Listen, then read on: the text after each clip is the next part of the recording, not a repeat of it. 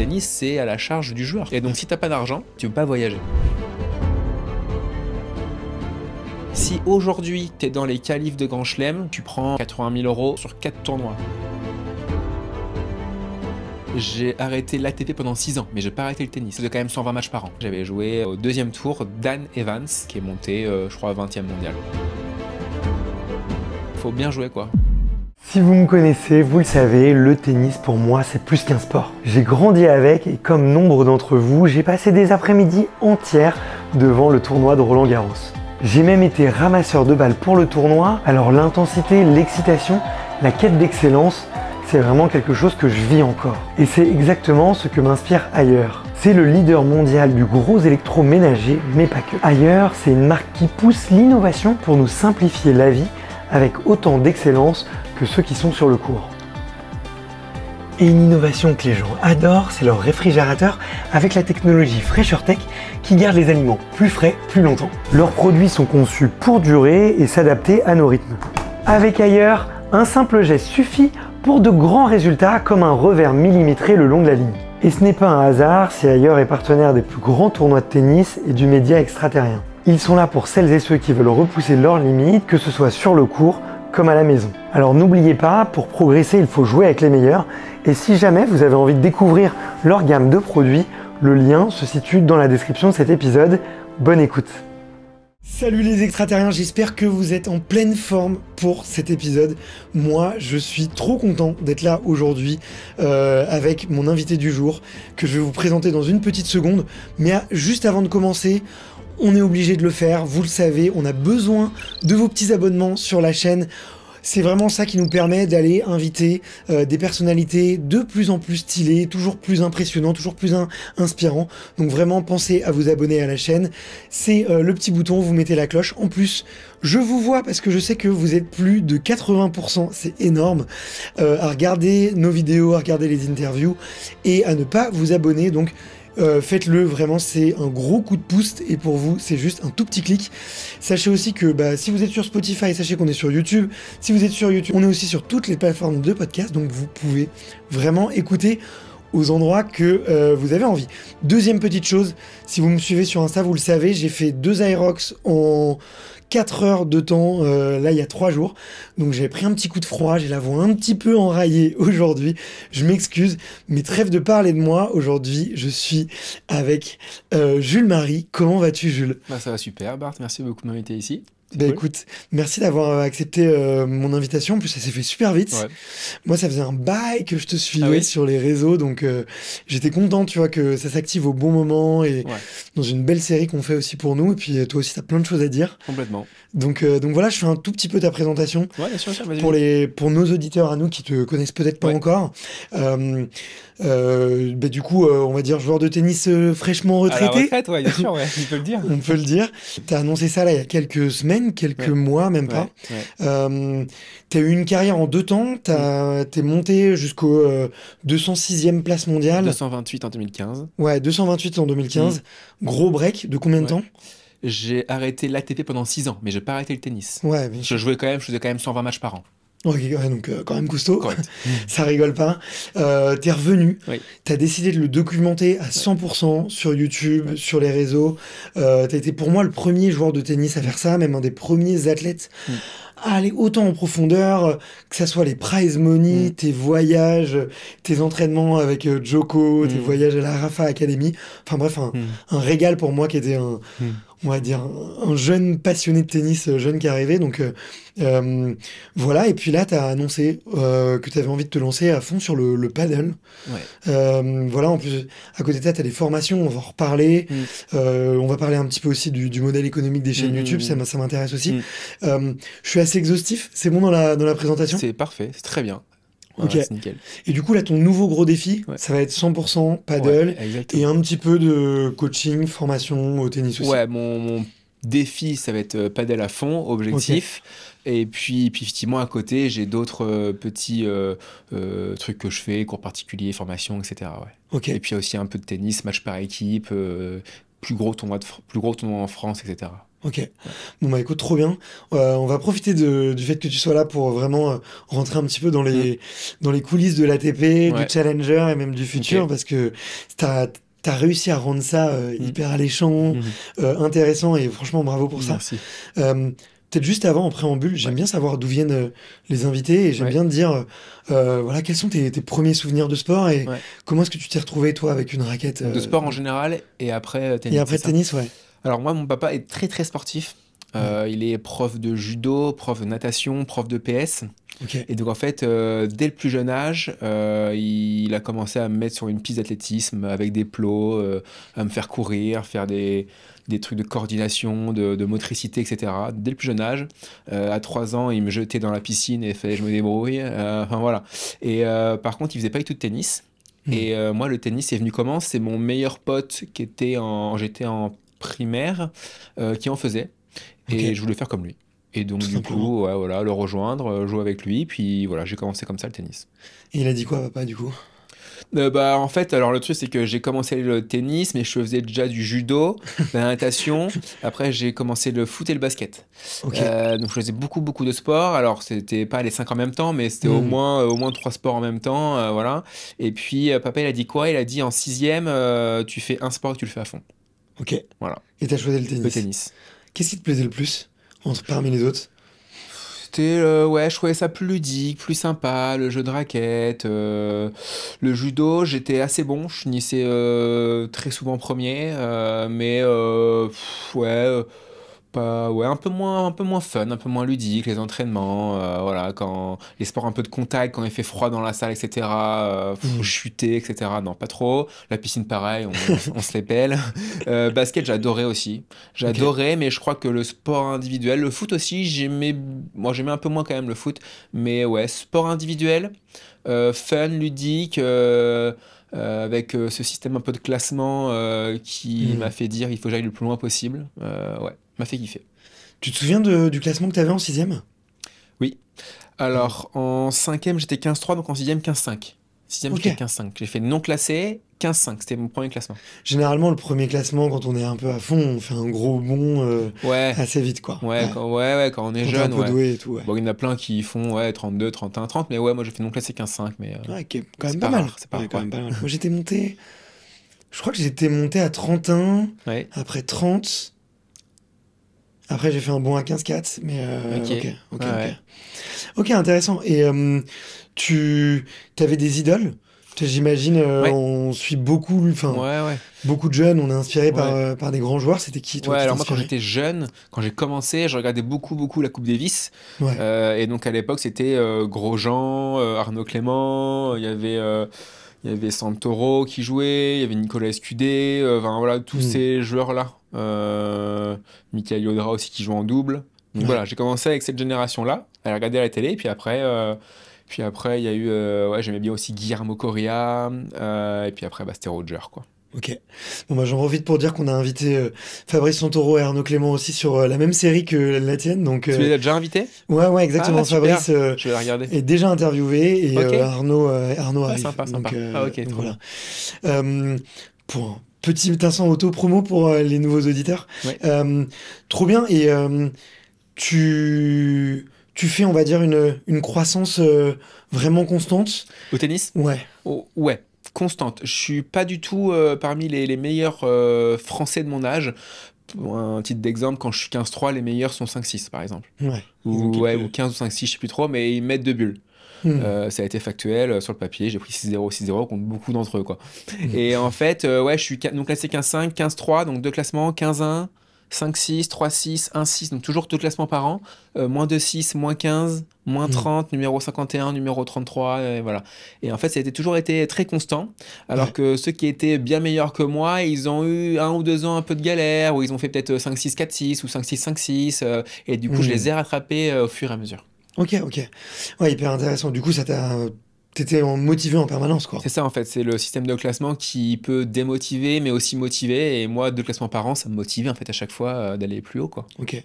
À quel moment ça devient un job? Et à quel moment ça devient vraiment une profession et il y a de l'argent et des enjeux qui rentrent? C'est dur de répondre à cette question parce que c'est un peu le débat entre est-ce que tu es un joueur pro ou pas. Est-ce que quand tu fais que ça et quand tu consacres ta vie à ça, tu es un joueur professionnel de tennis? Pour moi, oui. Ou est-ce qu'un joueur de tennis professionnel, c'est un joueur qui est rentable et qui gagne de l'argent en faisant ce qu'il fait? C'est un peu le débat, quoi. Moi, quand j'ai commencé le circuit ATP à 19 ans, 20 ans, je crois, 19-20 ans, je sais plus trop, je me considérais comme étudiant, en fait. Étudiant de tennis, en fait. Maths sup, maths spé, voilà. Moi, j'étais étudiant tennis spé, tennis sup, quoi. Ok, donc en fait, ce que tu dis, c'est qu'à ce moment-là, tu es à 100%, tu dédies tes journées, tu y crois, et le but, c'est d'apprendre comment devenir tennisman pro. Ouais, c'est ça. À 18 ans après le bac, donc j'ai eu mon bac S. J'ai fait un lycée normal, enfin, sport-études, mais normal. Il n'y a pas eu de CNED ou de trucs à la maison ou quoi. Ok. Je suis sorti -15, et là... Moins 15 à 18 ans, du coup? Ouais, c'est ça. C'est pas mal. Du coup, là, pour le coup, à moins 15-18 ans, j'étais parmi les 5 meilleurs Français de mon âge. Ok. Donc j'ai rattrapé un peu l'écart, parce qu'à l'époque, quand j'étais jeune, j'étais dans les 40, 30, 40, 50, quoi. Et après, j'ai fait 1 an de circuit français, parce qu'avec mon coach, on s'est dit, pour aller sur le circuit ATP, donc sur les futurs, bien pour en gagner tout de suite, il faut jouer -30. -30, pour ceux qui nous regardent et qui ne connaissent pas trop, c'est l'équivalent entre numéro 60 français et numéro 100 français. Voilà. Sauf que maintenant, le classement -30 n'existe plus, depuis maintenant, on va dire 10 ans. Ils ont remplacé ça, c'est le numéro 60 et le numéro 100. Donc, et voilà. Et à l'époque, pour gagner un futur, moi je considérais, avec mon coach aussi, qu'il fallait être classé -30 pour pouvoir gagner. Parce que si tu pars en futur et que tu es -2,6 ou -4,6, et que tu n'es pas prêt, bah, tu dépenses beaucoup d'argent, de l'énergie, de la frustration, tu vas pas gagner de futur, tu dépenses de l'argent, enfin voilà. Donc voilà. Donc 1 an de circuit français, je suis arrivé -30 très facilement. Et puis, je me suis lancé à 20 ans, ou 19 ans, je sais plus. C'est quoi les premiers tournois internationaux qu'on fait? C'est où? Ça se passe comment? Ça doit être chamboulé. Alors, pour s'inscrire en futur, donc la première catégorie des tournois ATP, donc à l'époque, c'était des 10 000 $ et des 15 000 $ et des 25 000 $. Donc, évidemment, on ne gagne pas 10 000 € si on gagne le tournoi. Hein. C'est 10 000 $ répartis dans tout le tableau simple et double. Avant l'URSSAF en plus. Avant les taxes sur place et l'URSSAF ensuite et l'impôt sur le revenu ensuite. Donc finalement tu gagnes pas grand chose en plus avec les dépenses que tu as fait. Et du coup tu disais quoi, pardon? Alors, du coup il faut s'inscrire sur un site qui s'appelle l'IPIN, IPIN. Tu t'inscris et donc tu payes, c'est quoi, c'est 50 $ ou 56 $ l'année, et ensuite tu peux t'inscrire aux compétitions dans tout le monde entier. Donc moi, je crois que mes premières compétitions, ça a été en France au début, j'en ai fait 1 ou 2. Après, je suis vite parti en Iran, en faire 1, en Angleterre, enfin voilà. C'était plein de tournois. T'as combien de tournois futurs sur l'ensemble du globe? Sur une année? Ouais, sur une année. Alors ça, c'est une bonne question.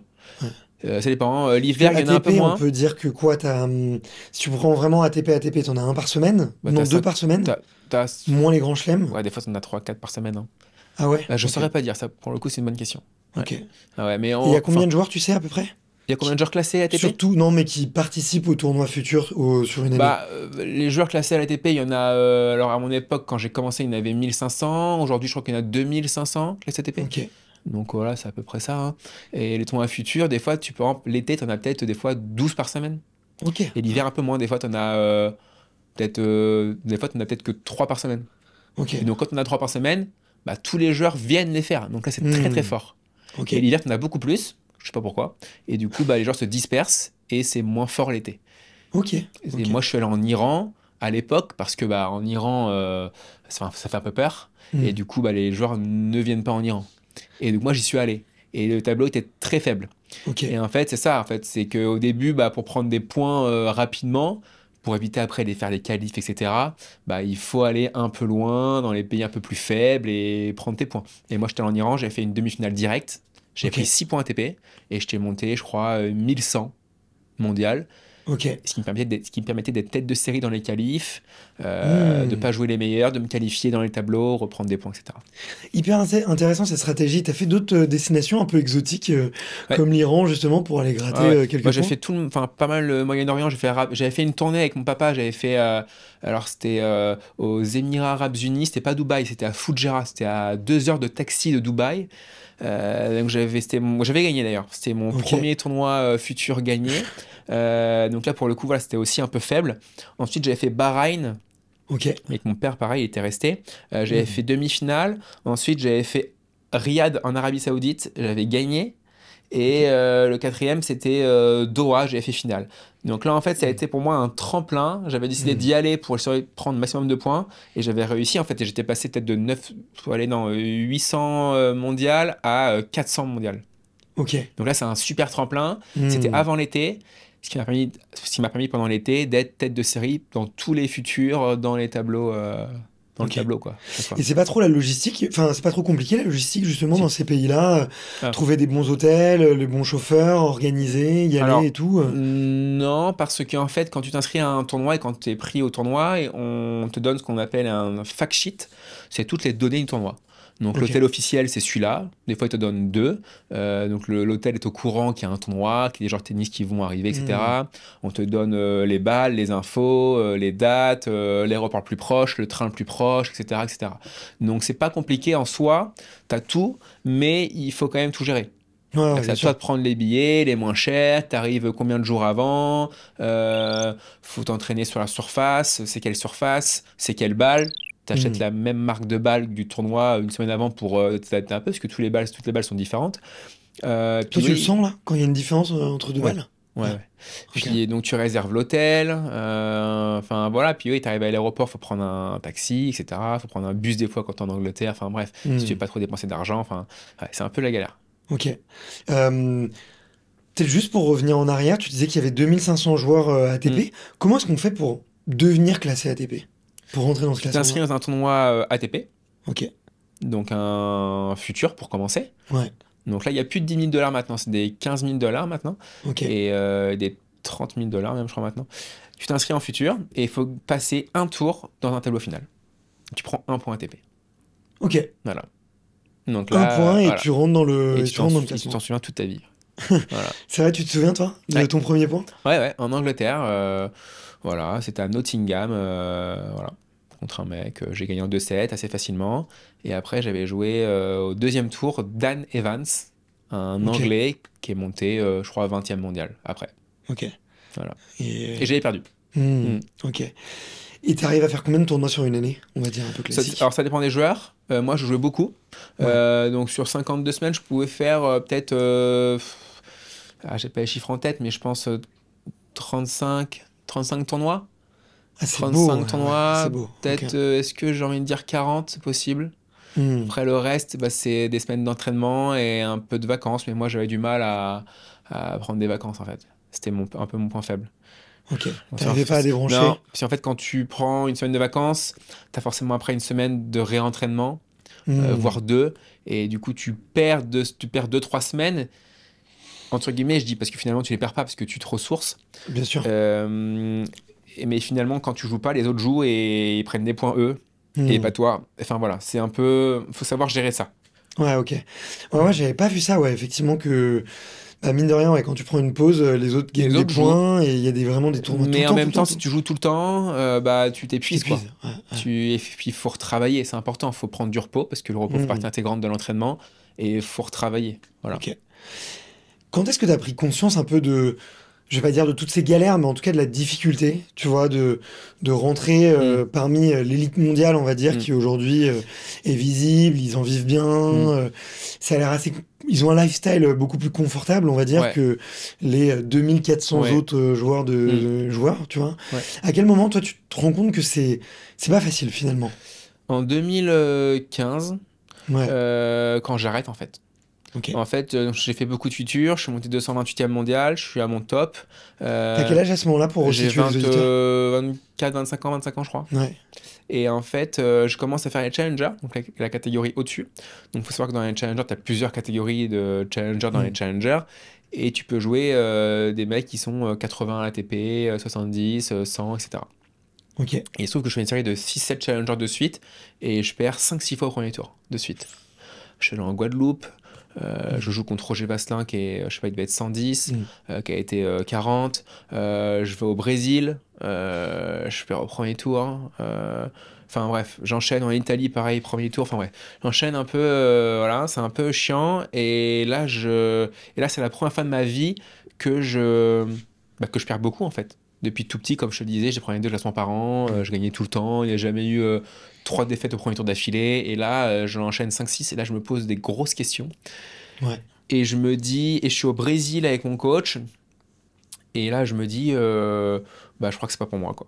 Je vais pas y arriver. Pour être dans l'essence, c'est trop dur. C'est trop dur, ça demande trop de sacrifices.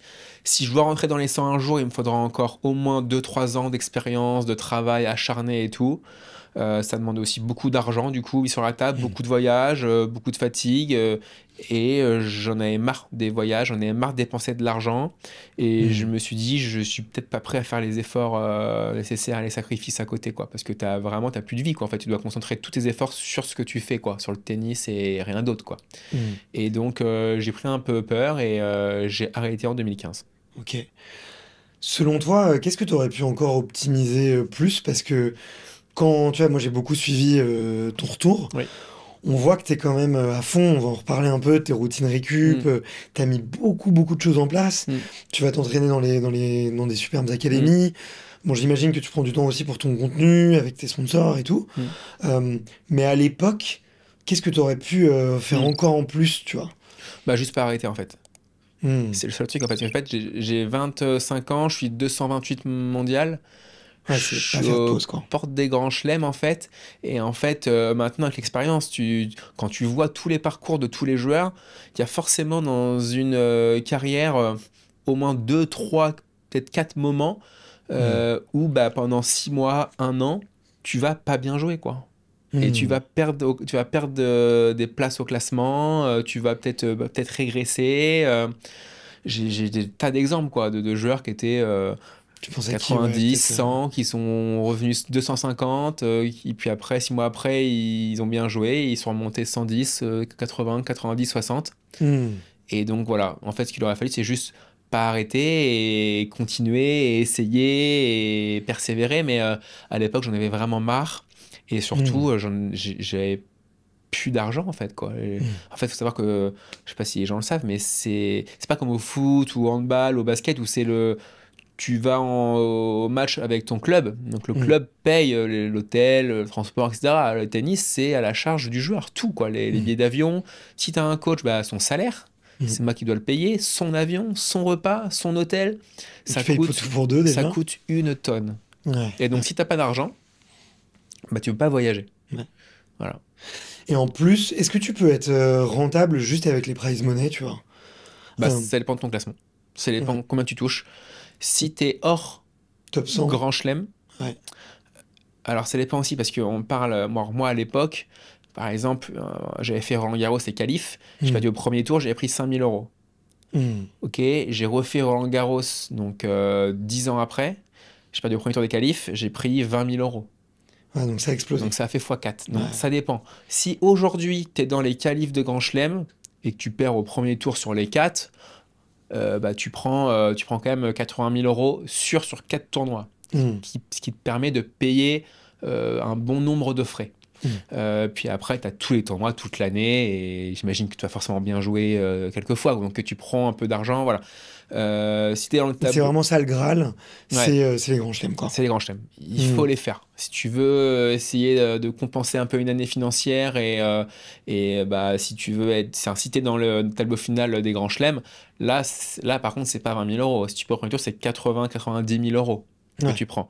Alors, avant taxes, avant impôts, etc. Hein. Bien sûr. Parce que quand on dit et avant frais de ton coach aussi, parce qu'en général, quand tu es au final, tu as forcément un coach ou un staff. Donc, quand tu perds au premier tour un tableau final, imaginons que tu t'as pris, je sais pas, 90 000 euros, on va dire, ou 100 000 $. Il y a 100 000 $. Déjà, sur 100 000 $, tu t'enlèves 50% d'impôts. Tu as 50 000 et après, il faut payer tous les frais. Donc, si tu es en Australie, il faut payer l'avion, l'hôtel, le coach, etc. Donc, je pense que tu peux renlever un petit 20 000. Hein.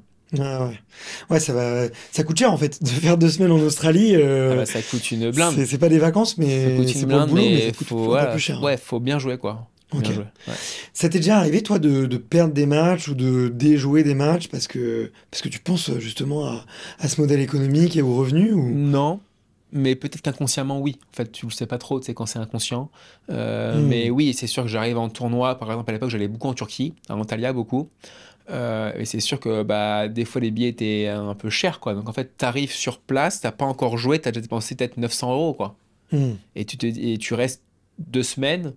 Et tu te dis, si je perds au premier tour, il faut rester sur place une semaine ou qu'une semaine d'hôtel, à pas jouer de match, c'est une catastrophe. Ça m'est déjà arrivé d'arriver en tournoi, de faire, par exemple l'année dernière, je suis allé en Chine. Enfin, j'ai fait Corée, 2 en Corée, 1 en Chine. J'ai fait perdu 2 fois au premier tour en Corée. Donc en plus en Corée, donc j'ai bien sûr mon vidéaste, donc je paye son billet d'avion, je paye le mien, on paye les repas, etc. Alors en Challenger, ce qui est bien, c'est que maintenant tu payes pas l'hôtel. À l'époque, oui. Maintenant tu payes plus l'hôtel, mais tu perds au premier tour en Corée, donc tu arrives quand même 3 jours avant, tu perds au premier tour en Corée, il faut attendre 1 semaine pour rejouer dans une autre ville, hein. Tu fais 4 heures de bus pour aller dans une autre ville, mais je repère au premier tour. Et là, il faut aller en Chine, faire un 3e tournoi. Et là, tu te dis quand même, si tu pars au premier tour, tu as fait quand même 1 mois pour rien, à dépenser peut-être 7000 balles. Quoi. Ouais, quand tu fais une tournée internationale et que tu ramènes pas... et j'avais gagné un match quand même. Ok, ouais, donc il y a une vraie dimension financière, en fait. Vous êtes vite des entrepreneurs c'est incroyable. À gérer, quoi. Ouais, c'est incroyable. Et c'est pas... c'est long à organiser, tu vois, prendre les billets, prendre les taxis, réserver les hôtels, regarder les horaires des matchs et tout. J'ai l'impression que souvent, un peu le rôle du manager opérationnel, c'est un peu, pour certains athlètes, tu vois, c'est un peu le rôle un peu Graal parce que ça leur enlève toute la charge mentale qu'il peut y avoir. C'est pas long en fait. Quand tu sais que tu vas faire tel tournoi, par exemple, tu vas, je sais pas, en Finlande, tu joues En fait, ce qui est un peu chiant aussi en Challenger, par exemple, même en futur, en fait, on te dit pas 2 semaines avant, tu joues à tel jour, telle heure. Contre qui? Contre un mec. Tu sais pas. En fait, tu sais le programme la veille de ton match. Du coup, en Challenger, par exemple, en intérieur, tu peux jouer lundi, mardi ou mercredi. Donc, t'imagines, si tu joues lundi, donc il faut forcément arriver le samedi, si c'est pas trop loin. Imagine, tu arrives le samedi, tu joues que le mercredi. Donc c'est une tannée. Tu arrives 4 jours avant ton match, tu as le temps de t'emmerder quand même, bien comme il faut quand même. Tu es quand même mieux chez toi, t'entraîner, être avec tes copains, ta copine, je sais pas, tu vois. Et donc, ça, c'est un peu chiant. Mais en soi, non, le billet d'avion, bon, c'est facile. Hein, maintenant, en 3 clics, tu achètes ton billet d'avion. C'est très facile, quoi. Tu envoies un mail à l'hôtel, c'est réservé, tu checkes un peu comment aller d'un point A à un point B, et puis voilà, quoi. Voilà, c'est toujours un peu les trucs un peu chiants à gérer, quoi. Ok, je vois. Et comment tu fais, du coup, sur cette première partie de carrière à être un peu en banqueroute tous les ans, comment tu fais pour renflouer les caisses? Alors, bonne question. Alors, il y a eu plusieurs choses. Donc, mes parents m'ont aidé. Parents pas riches du tout, classe moyenne, dur, tu vois. Tu disais prof de classe PS, moyenne. Tu vois, c'est pas... Voilà, exactement. Mon père, il y a une salle de sport après, mais il gagnait pas des milliers des cents. J'ai fait un crédit à la banque de 15 000 €. Mes gains de tournoi, je les ai réinjectés tout de suite dans les déplacements. J'ai fait une cagnotte participative à l'époque où j'avais réussi, je crois, à avoir 5 000 €. Et j'ai 2 personnes pendant cette cagnotte participative qui m'ont contacté et qui m'ont donné 30 000 €. Ok. Voilà. Du soutien, Ouais, c'est ça. Donc t'es vraiment obligé de demander de l'aide, sinon ça passe pas. Bah ouais, en fait, ça coûte tellement cher. Ah non, c'est affolant. Hein. Ok. Qu'est-ce que... comment on te regarde, tes adversaires, les autres joueurs, quand t'es à 25 ans, t'es en train de toucher, tu vois, l'élite, ce pourquoi t'as joué pendant des années et des années. Comment te regardent tes parents, ton frère, comment te regardent tes adversaires aussi? Qu'est-ce qu'ils disent les gens à ce moment-là sur toi? Bah, il y a plusieurs choses. Bah, tes parents, ils sont forcément fiers de ce que tu fais. C'est vrai que 228e mondial à l'époque, en 2015, sur combien de millions de joueurs de tennis dans le monde? Enfin, c'est vraiment dingue, hein. C'est 0,001% des pratiquants de tennis, hein. Donc c'est juste fou quand même, hein. Enfin, faut s'en rendre compte, quoi. Mais moi, sur le moment, je me rends pas forcément compte, mais après, t'as toujours meilleur que toi, hein. Mais quand même, 228, c'est quand même dingue, quoi, hein. 29e français, j'étais. En France, il y a un énorme niveau, il y a un énorme panel de joueurs. Si j'avais été, par exemple, 228e en Angleterre, j'aurais été peut-être 2 ou 3e anglais, quoi, à l'époque, tu vois. J'aurais fait la Coupe Davis avec Murray, etc., tu vois. Enfin, ça dépend aussi un peu du pays dans lequel tu changes de carrière, quoi. Bah ouais. Donc mes parents, je pense, très fiers de moi, voilà. Mon frère, pareil. Mes adversaires, bon, ils s'en foutent un peu, hein, tu sais, voilà, ils s'en foutent un peu. Puis, tu sais, à 24, 25 ans, quand t'es 228, t'es pas une star. T'es pas un génie du tennis. Enfin, pareil, c'est toujours, ça dépend à qui tu parles. Pour moi, t'es un génie du tennis. Bah oui, voilà, c'est ça. Tout est relatif, en fait. Ça dépend à qui tu parles. Mais quand t'es sur le circuit ATP que tu vas faire et que t'affrontes les joueurs, quand t'es 228, t'es pas une star, t'es pas un génie, quoi. Un génie, c'est Alcaraz, tu vois. C'est Nadal, c'est des mecs comme ça. Djokovic. Quand t'es 228 à 25 ans, t'es pas du tout un génie, quoi. Mais je sais pas, y a pas de remarques de ton entraîneur ou de gens qui sont un peu déçus ou... Que t'arrêtes? Ah, que j'arrête à ce moment-là? Ouais. Bah si, j'imagine. Si, je pense que par exemple mon papa était déçu que j'arrête. Mais en même temps, il voulait que je sois heureux. Et j'étais plus heureux.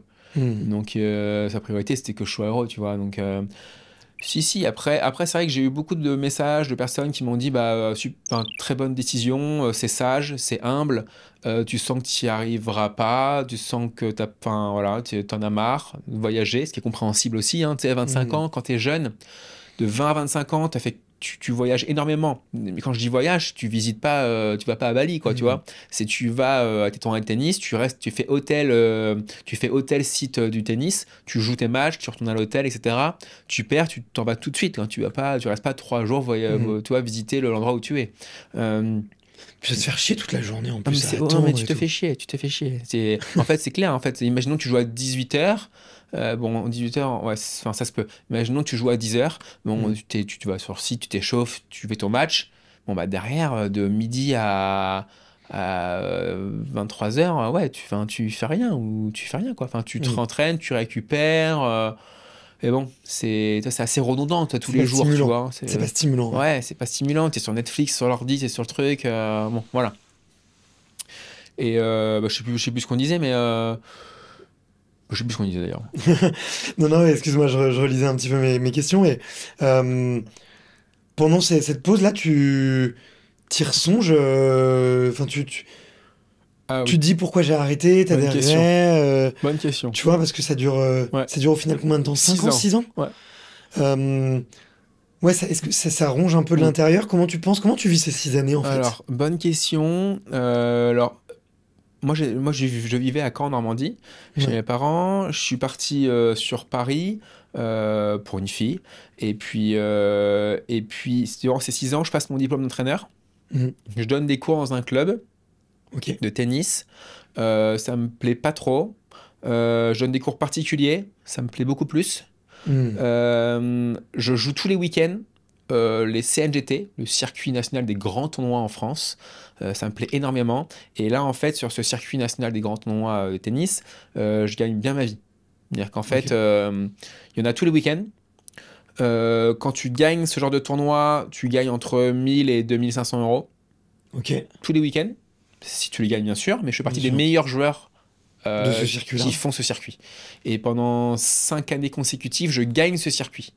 Je ne gagne pas tous les tournois, mais je suis le meilleur pendant 5 ans. Au classement général. Au classement général. Et il y en a combien par an? Des tournois? Une cinquantaine. Ah ouais, ok. Ouais, tous les week-ends. Et donc, je vis ma best life. En fait, je suis à Paris, j'ai de l'argent, je donne mes petits cours, le week-end, je suis en tournoi, je fais un peu ce que je veux. Si je veux pas jouer, je joue pas, mais je joue quand même tous les week-ends parce que j'adore ça. Je fais 120 matchs par an, enfin voilà. Je fais 6 ans où vraiment je me sens bien, quoi. Je suis bien. Et alors, du coup, ta question est bonne parce que est-ce que je regrette? Est-ce qu'il y a un moment où je repense? Oui, à chaque fois, au même moment, c'est pendant Roland-Garros, parce que je suis sparring partner avec d'autres sparring à Roland-Garros, des meilleures joueuses et joueurs. Et en fait, quand je vois ce qui se passe à Roland, l'ambiance, les Françaises qui jouent, je me dis, ouah, j'aimerais trop, quoi.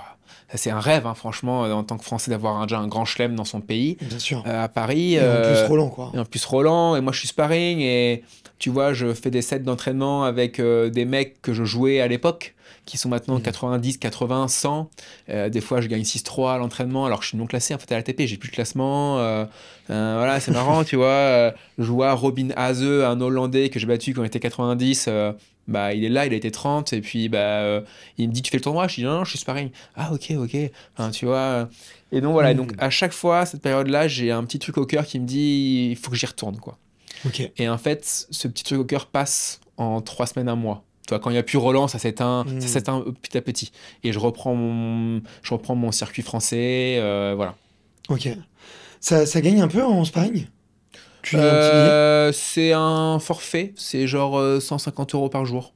Ok. Donc moi, je fais une dizaine de jours à chaque fois, ou 10-12 jours, et puis voilà, quoi. Ok, Ouais. ok, ok. Comment on choisit ces sparring d'ailleurs? On Comment... choisit pas, hein. Non, t'as Ah un ouais. programme qu'on te donne la veille, et voilà, c'est tout. T'as un programme Ok. qui peut s'annuler, se modifier, reporter, etc. Mais voilà. Mais c'est le joueur en question qui te Non, choisit, non, non, non? c'est la. Non, non. Enfin, en fait, c'est le joueur qui va au comptoir le soir. Bonjour, je joue à 15h, j'aimerais un cours à 10h. Avez-vous un sparring partner, un droitier, un gaucher?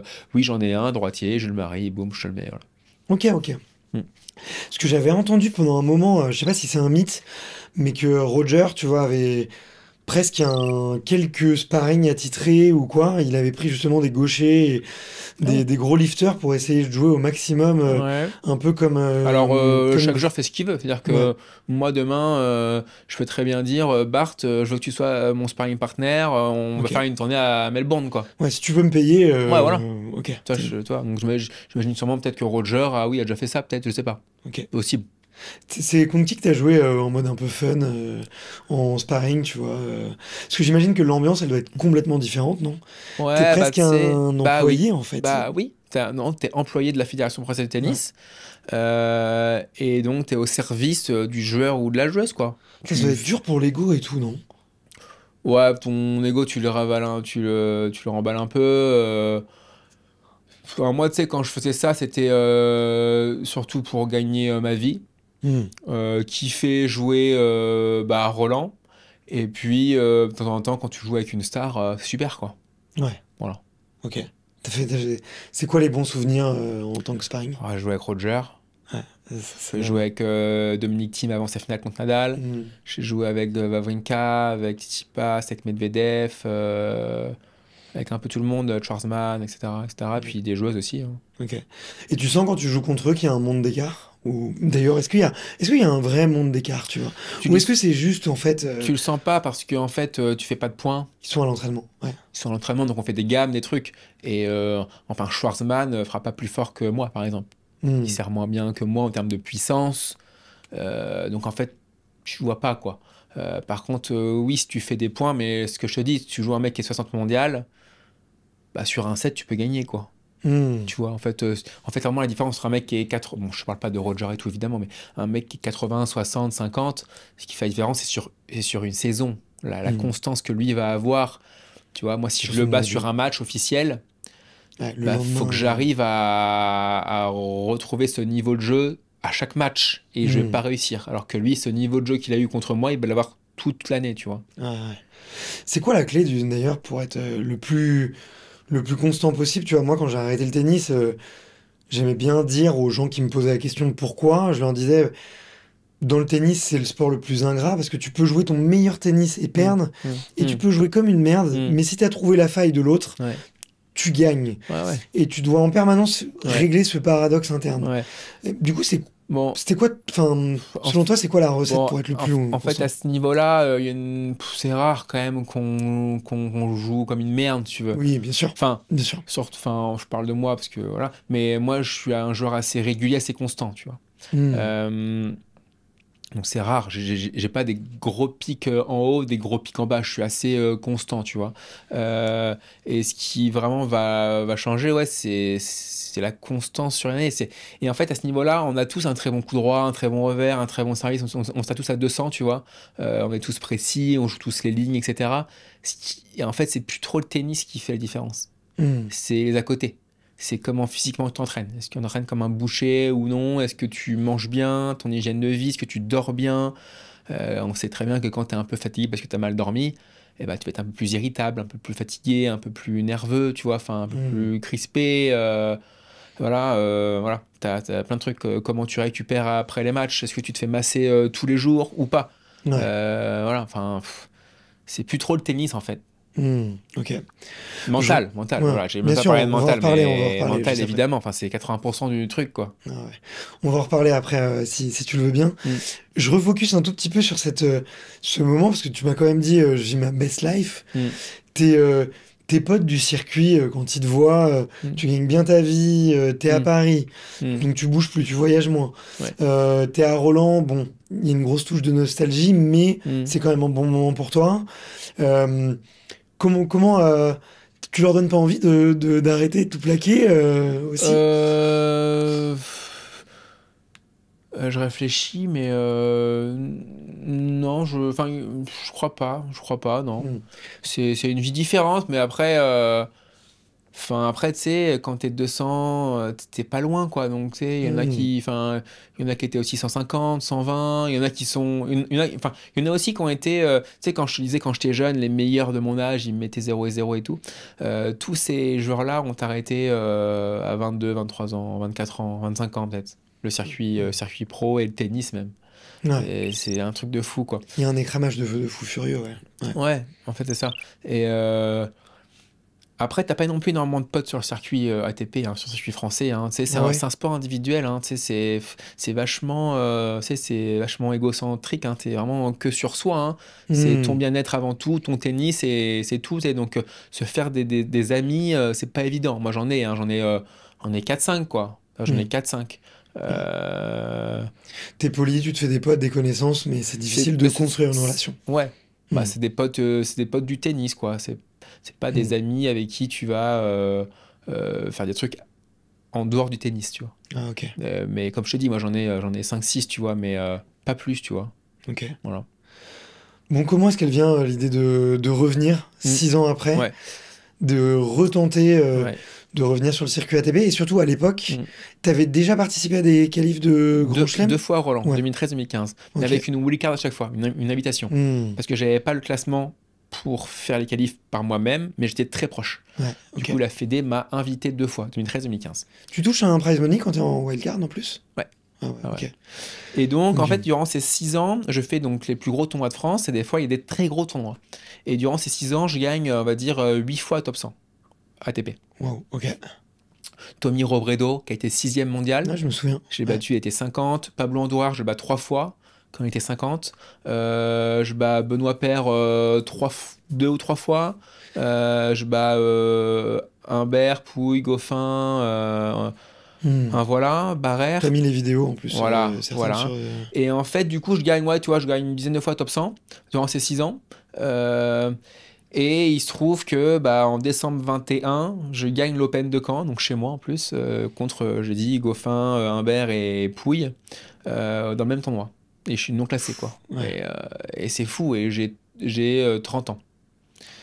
Alors, bon, l'Open de Caen, c'est pas un objectif majeur pour eux. Ils sont en pleine pré-saison pour aller jouer à Melbourne en Australie. C'est ça leur objectif? C'est des matchs de préparation? C'est des matchs de préparation pour eux. Mais bon, ils n'ont pas non plus envie de perdre contre n'importe qui non plus, tu vois. Enfin, sont sportifs de haut niveau, ils ont un ego, etc. Donc, ils se donnent à fond, mais ils sont en pleine période foncière. Ouais. Donc, physiquement, ils sont dans le dur, etc. Et moi, à Caen, pour le coup, là, je suis sur un nuage, tout me réussit et je gagne ce tournoi. Je gagne Humbert qui est 37 mondial, Pouille qui est 150, qui a été 10, et Goffin qui est, je sais plus, 50 ou 40 quand je joue, quoi. Et donc, on a déjà cette chaîne YouTube que mon frère a créée pendant le Covid en 2020. Il s'est donné le challenge de faire une vidéo par jour pendant 30 jours. pour donner des conseils aux gens qui pouvaient plus jouer au tennis, plus pratiquer le tennis. Donc des conseils, des tutos. Enfin, non, c'est même pas des tutos au début, c'est juste voilà, face cam pour apprendre à parler aussi à une caméra parce que c'est pas évident du tout, quoi. Bien sûr. Et après, moi, je l'ai rejoint sur les vidéos, on a commencé à faire des tutos, etc., etc. Et donc, on a cette chaîne YouTube, on est peut-être à 20 000 abonnés. Je gagne le tournoi à l'Open de Caen, on passe de 20 000 à 25 000, donc 5 000 en une semaine, c'est énorme. Surtout, c'est quand même une niche, hein, le tennis. Et là, qu'est-ce qui se passe? Je me dis, ça serait peut-être bien de reprendre le circuit ATP. Pour deux choses, en fait, c'est projet sportif, faire les 4 grands chelems, que j'ai pas fait de moi-même, parce que Roland, j'avais une invitation. Donc, faire les 4 grands chelems.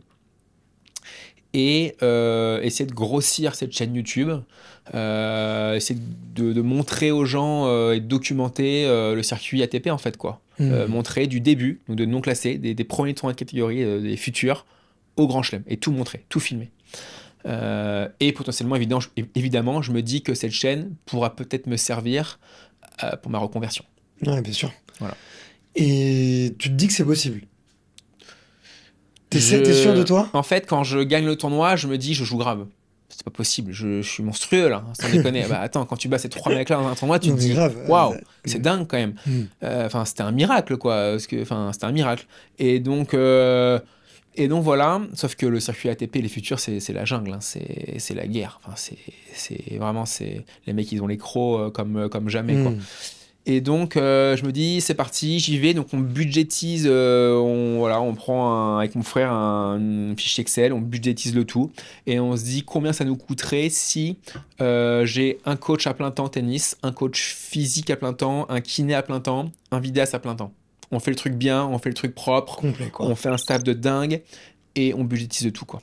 Voilà. Et on a budgétisé, on a fait une cagnotte participative au début, parce qu'on n'avait pas d'argent. Pour se lancer, on a récolté 35 000 euros. Comme quoi ça sert d'avoir une chaîne YouTube, parce que t'es passé de 5 000... exactement. En plus, c'est 2-3 commentaires qui m'ont dit, mais fais une cagnotte, on va t'aider, etc. Et donc, on fait la cagnotte, on récupère 35 000 euros avec des contreparties, etc. Tu vois, des formations en ligne, on en parlera peut-être après, que j'offre, etc. Et je me lance. Et j'embauche un vidéaste. Et je me lance, ouais. Ok. Ouais, donc le premier truc, c'est quand même d'engager un vidéaste plutôt qu'un coach. C'est ça qui est marrant. Ouais. Mais c'est hyper smart. C'est hyper smart. Et en vrai, En vrai, c'est même pas ça qui s'est passé. C'est que...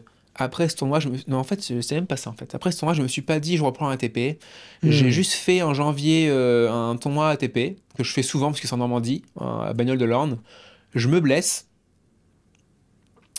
Je pars à Dubaï 5 jours, voir un pote qui habitait là-bas, un entrepreneur, je parle beaucoup avec lui, etc. Et il me dit, mais imagine, tu reprends le circuit ATP, etc., avec la chaîne, qu'est-ce que ça pourrait faire, etc., etc. Et c'est de là que ça part, en fait. Et en fait, en février, il y a le tournoi de Cherbourg, un challenger. Donc, c'est en Normandie. Je demande une invitation.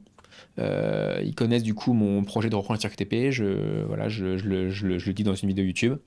Invitation et voilà, et c'est parti. Et Cherbourg a été le premier tournoi, la première vidéo avec un vidéaste, voilà. Ok. Et tu te fixes combien de temps? T'as un objectif de temps dans ta tête ou pas à ce moment-là? Ouais, enfin non, mais on se dit, on dit à la communauté en fait, objectif Roland Garros. Ouais.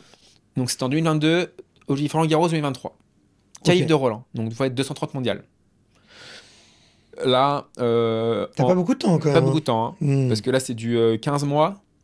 Alors j'ai pas de points à défendre, parce qu'il faut savoir que quand on gagne des points ATP, imaginons on gagne un point ATP, l'année d'après, la même semaine, si tu prends 0 point ATP, tu perds ton point. Voilà, donc faut défendre tous ces points ATP en fait. Et donc là du coup j'ai 0 point à défendre. Donc là en fait c'est autoroute. Trop bien. Ouais. Et je suis dans une confiance extrême, quoi. Et premier tournoi à Cherbourg, je suis dans les qualifs, je joue la tête de série numéro 1 des qualifs, qui est 210. Je mets 6-1, 6-2. D'ailleurs, je gagne à 430, je crois. Je me qualifie. D'ailleurs, je gagne à 220, je crois. Et d'ailleurs, je me blesse aux adducteurs. Donc, récupération, etc. C'est là que je décide d'aller dans l'académie de Mouratoglou, faire la récupération. Et puis voilà. Puis après, l'année s'enchaîne. Je joue pas très bien cette année-là. Je fais juste une finale en futur. Donc, grosse déception. Parce que de 2010 à 2015, j'avais gagné, je crois, 13 tournois, 13 futurs. Okay. Et là, cette année-là, alors que je suis en pleine confiance quand même, mais quelques petites blessures par-ci par-là, adducteur, etc., poignet, je gagne pas un tournoi, je gagne pas un futur. Et là, grosse déception. Et là, je me dis, bah mince quoi. Est-ce que, en fait, est-ce que je vais pas être 600 max quoi, ou 800? Est-ce que je vais pas réussir en fait quoi. Et là, on arrive en décembre 2022. Roland Garros c'est dans 5-6 mois et je suis peut-être, je suis pas bien classé quoi. Enfin, je suis si je crois que quand même j'arrive à monter 480 je crois la première année quand même parce que j'ai 0 point défendre, du coup tous les points que je prends c'est du bonus en fait. C'est du bonus, ouais. Donc même en gagnant 0 tournoi je fais non classé 480. C'est quand même pas mal parce que il y a plein de joueurs qui n'ont jamais réussi à dépasser 800 mondial quoi. Bien sûr, et 800 mondial pour donner un ordre d'idée c'est moins 30. C'est t'es numéro 70 français quoi. Et donc je suis quand même 480 mais très très loin d'être 230. C'est proche mais en termes de points il y a un monde. Ok. Voilà. Et là, je doute en fait. Et là, je me dis, mince, qu'est-ce que je fais? Je vais jamais réussir je vais pas réussir à faire Roland. Est-ce que à Roland, à l'objectif, je dis, bah, j'ai pas réussi et j'arrête? Ou est-ce que je repars sur une saison, quoi? Et en fait, je me dis, non, ça repart. On refait une saison. C'est quoi l'élément déclencheur? Il y en a pas. L'instinct, l'envie de jouer. Quelques petites blessures. Et je me dis, je suis prêt à refaire un an, quoi. Ok. Et du coup, 2023 commence. Et là, je vais à Montréal. Je fais 2 futurs à Montréal. C'est assez faible. C'est plus faible qu'en Europe. Et je vais à Montréal avec Baptiste, mon vidéaste. Et je gagne mon premier tournoi, mon premier futur. Là, c'est un peu la délivrance. Ouais, je gagne mon premier tournoi donc à Montréal. Deuxième, je fais demi-finale, je crois, ou quart de finale. Bref, on rentre. Je vais à Nottingham, je gagne. Je perds pas un set. Après, je refais une finale. Je gagne, je sais plus où, à Ajaccio. Je gagne, je sais plus où. Enfin bref. Et là, je fais la meilleure saison de ma carrière, là, 2023. Ok. Je gagne 5 futurs. Wow. Ouais, 4 25 000, 1 15 000. Et il y a un scénario de dingue qui se passe, c'est que on est en septembre 2023, je suis 250 mondial, et il y a Melbourne en janvier, et il faut être 230. Donc je suis à 20 places de faire Melbourne. On est en septembre, il me reste une dizaine de tournois, je me dis c'est bon quoi. Ça va le faire quoi. Et là je me fais une entorse à la cheville quoi. Putain. Ouais, entorse à la cheville. Et là, je suis à Cannes. Donc, j'ai déménagé à Cannes, m'entraîner chez Patrick Moratoglou à l'académie. Et je fais une IRM, je vais voir le médecin, le truc et tout. Et on me dit t'en as pour 1 mois et demi. Et je me projette un peu. Je dis 1 mois et demi. Ça nous amène à fin novembre. Le cut pour Melbourne, c'est mi-décembre.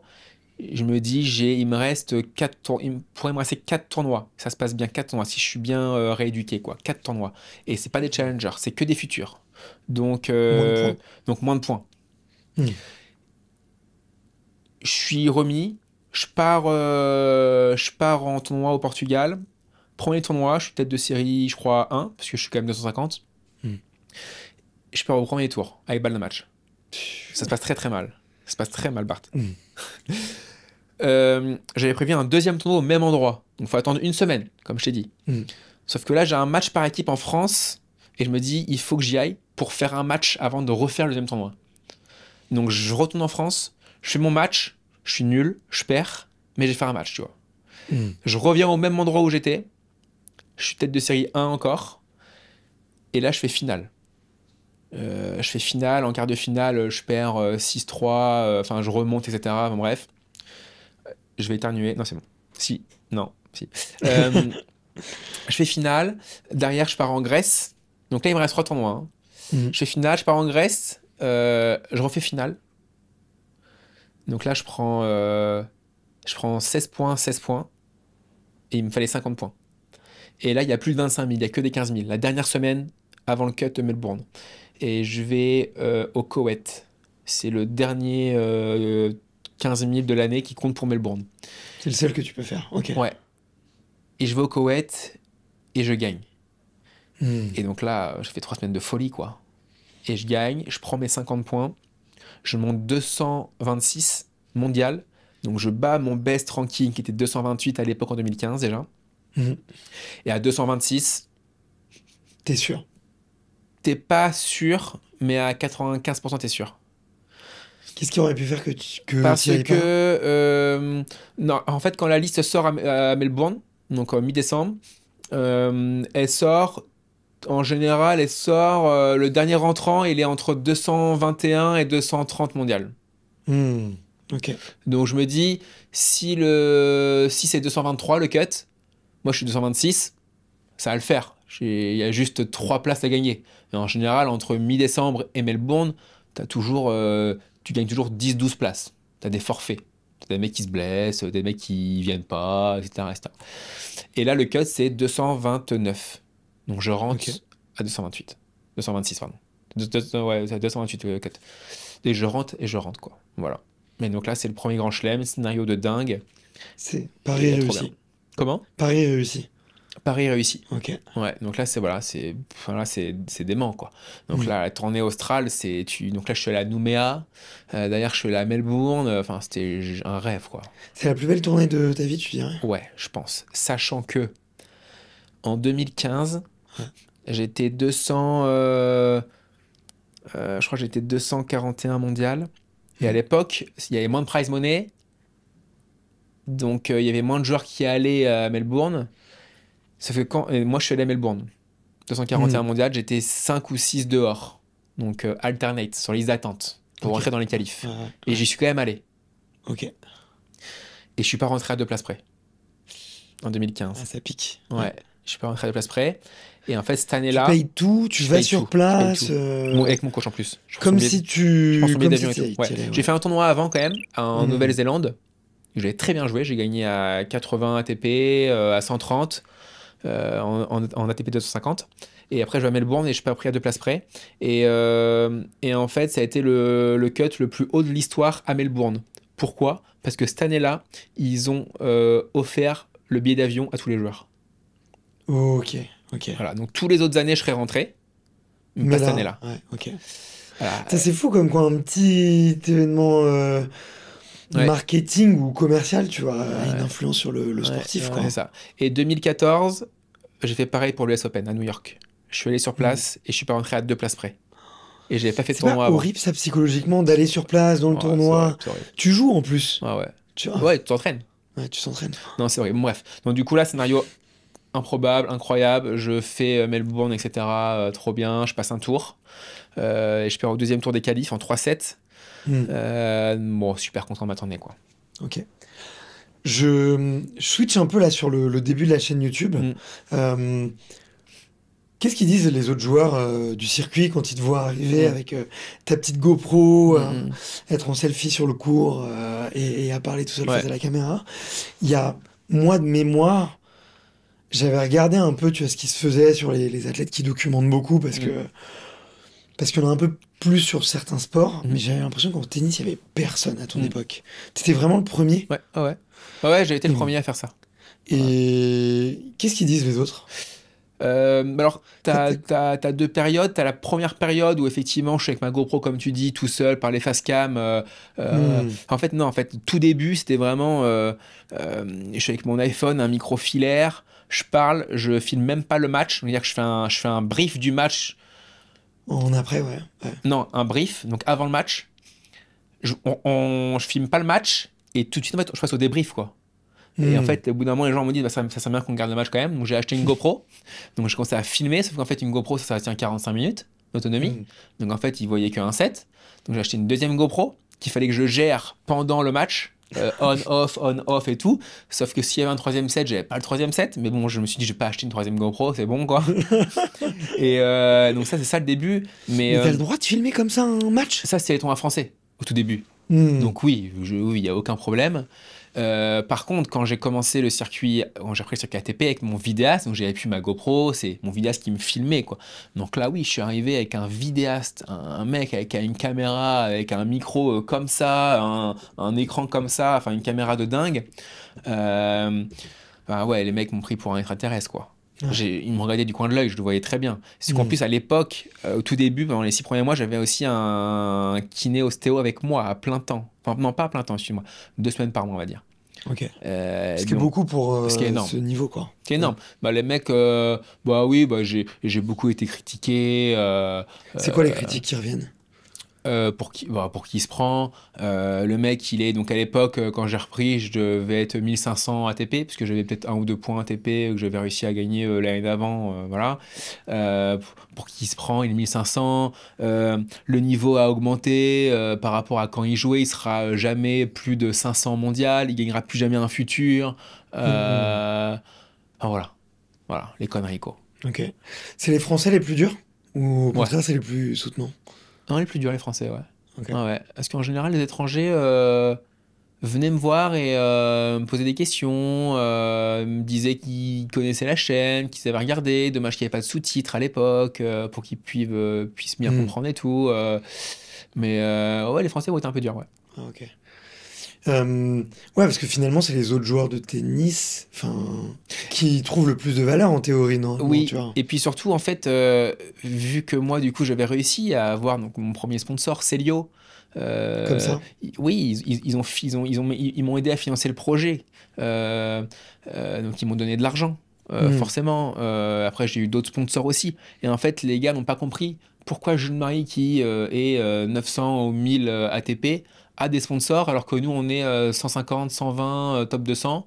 On a Et on rien, a zéro quoi. sponsor. Hmm. Sauf que bon, si tu comprends pas que j'offre de la visibilité à des marques, enfin, ouais, enfin, voilà, Ouais, bien sûr. c'est pas difficile à comprendre, quoi. Ouais, c'est clair. Bah, tu t'inverses un peu le paradoxe des athlètes de haut niveau. Tu vois, j'ai eu plus de 300 invités maintenant et des fois, je leur parle et je leur dis, ouais, il y a un paradoxe économique à vite résoudre dans ta tête, c'est que tes résultats, dans beaucoup de sports, après, le tennis, pour le top 100, c'est vrai, mais pour les autres, non. Tes résultats sont pas liés à tes revenus. Tes revenus, c'est ta visibilité, quoi. Et Ouais, du ouais, coup, ouais. ton métier, je comprends, moi, que ça soit un peu mindfuck pour beaucoup d'athlètes de haut niveau qui performent de ouf. T'es numéro 1 français dans ton sport. Et tu vois un youtubeur musculation de 20 ans, mais qui a 100 000 abonnés sur YouTube. Ouais. Il a des perfs bien ridicules, sûr. tu vois. Bien Peut-être sûr. qu'avant, il faisait même ton sport et que tu le battais. Mais en fait, lui, il apporte beaucoup plus de valeur Bien au sûr, partenaire, quoi. Bien sûr, bien sûr. Et ça, je pense que c'est dur. C'est très, très dur. Ouais, bien sûr. Et soit tu l'acceptes et tu fais le switch, soit tu peux rester bloqué. Hein. Moi, j'en ai vu, j'ai vu des athlètes rester un peu Mais bloqués. aujourd'hui, 80-90% de ces joueurs-là, maintenant, sont sur les réseaux, quoi. Ouais, ils ont Sur compris. Instagram, tu as mis des comptes à rebours de leurs matchs, des affiches, des trucs avec des affiches avec graphistes, etc. Enfin, voilà, ils se sont mis sur le chemin, en fait, quoi, sur le truc, quoi. Ouais. Et Et c'est bien, et c'est super. ouais, mais C'est complètement. super, complètement. génial, quoi. Et comment tu t'organises avec les tournois? Tu dois demander un pass média, tu demandes des droits aussi pour pouvoir rediffuser un peu les images? Je demande rien du tout. Tu demandes rien du tout, tu Tu vas. sais que, franchement, hein, plus tu demandes, Moins t'as. moins t'as. C'est un enfer, je te jure. Ok. Un enfer. Ouais. Non, mais c'est marrant parce que l'image et les droits dans le tennis ou dans certains autres sports, c'est une tannée. Bon, là, en futur, j'ai rarement eu de problème. J'ai rarement eu de problème. J'ai eu, toi, 3 joueurs qui m'ont dit non, je pas envie d'être filmé. Alors, 2 joueurs que je connaissais plutôt bien, des Français, qui sont passés par le juge-arbitre pour me dire de pas filmer.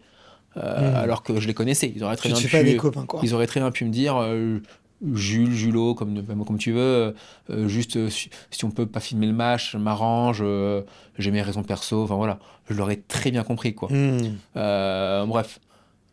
Passer par le juge arbitre, ça fait, c'est Ouais, franchement. Bref, C'est peu un peu importe. dommage. Moi, j'ai eu que 3 fois ça, ou peut-être 4 fois, je sais plus trop. Ah si, 4 fois, parce qu'il y a eu aussi un Ukrainien. Fallait pas que ça se sache qu'il soit pas en Ukraine pour aider son pays, etc. Ah ouais? Ah ouais. Donc, pas filmé. Lui, il est venu te voir en direct et tout ou... Son coach, ouais. Ouais, ok. Son coach. Parce que c'est chaud, c'était au moment de vraiment la guerre en Ouais, Ukraine. au moment. Il avait déserté Ouais, l'armée. ouais, Et il joue toujours? Enfin, je crois. Ouais, je crois. Ok. Et donc non, en futur, j'ai jamais eu trop de problèmes. Bon, 2, 3 fois. De toute façon, à chaque fois, il faut voir le juge arbitre pour lui dire je vais filmer le match, c'est pas en live. C'est pour pas qu'il y ait de problème de paris sportifs, etc. C'est pas en live, c'est pour moi, ma chaîne YouTube et tout. Bon, bref, voilà. Les juges, ils comprennent. Les arbitres, ouais, bah c'est pas interdit en fait. C'est pas interdit. Du moment que c'est pas en live, c'est bon.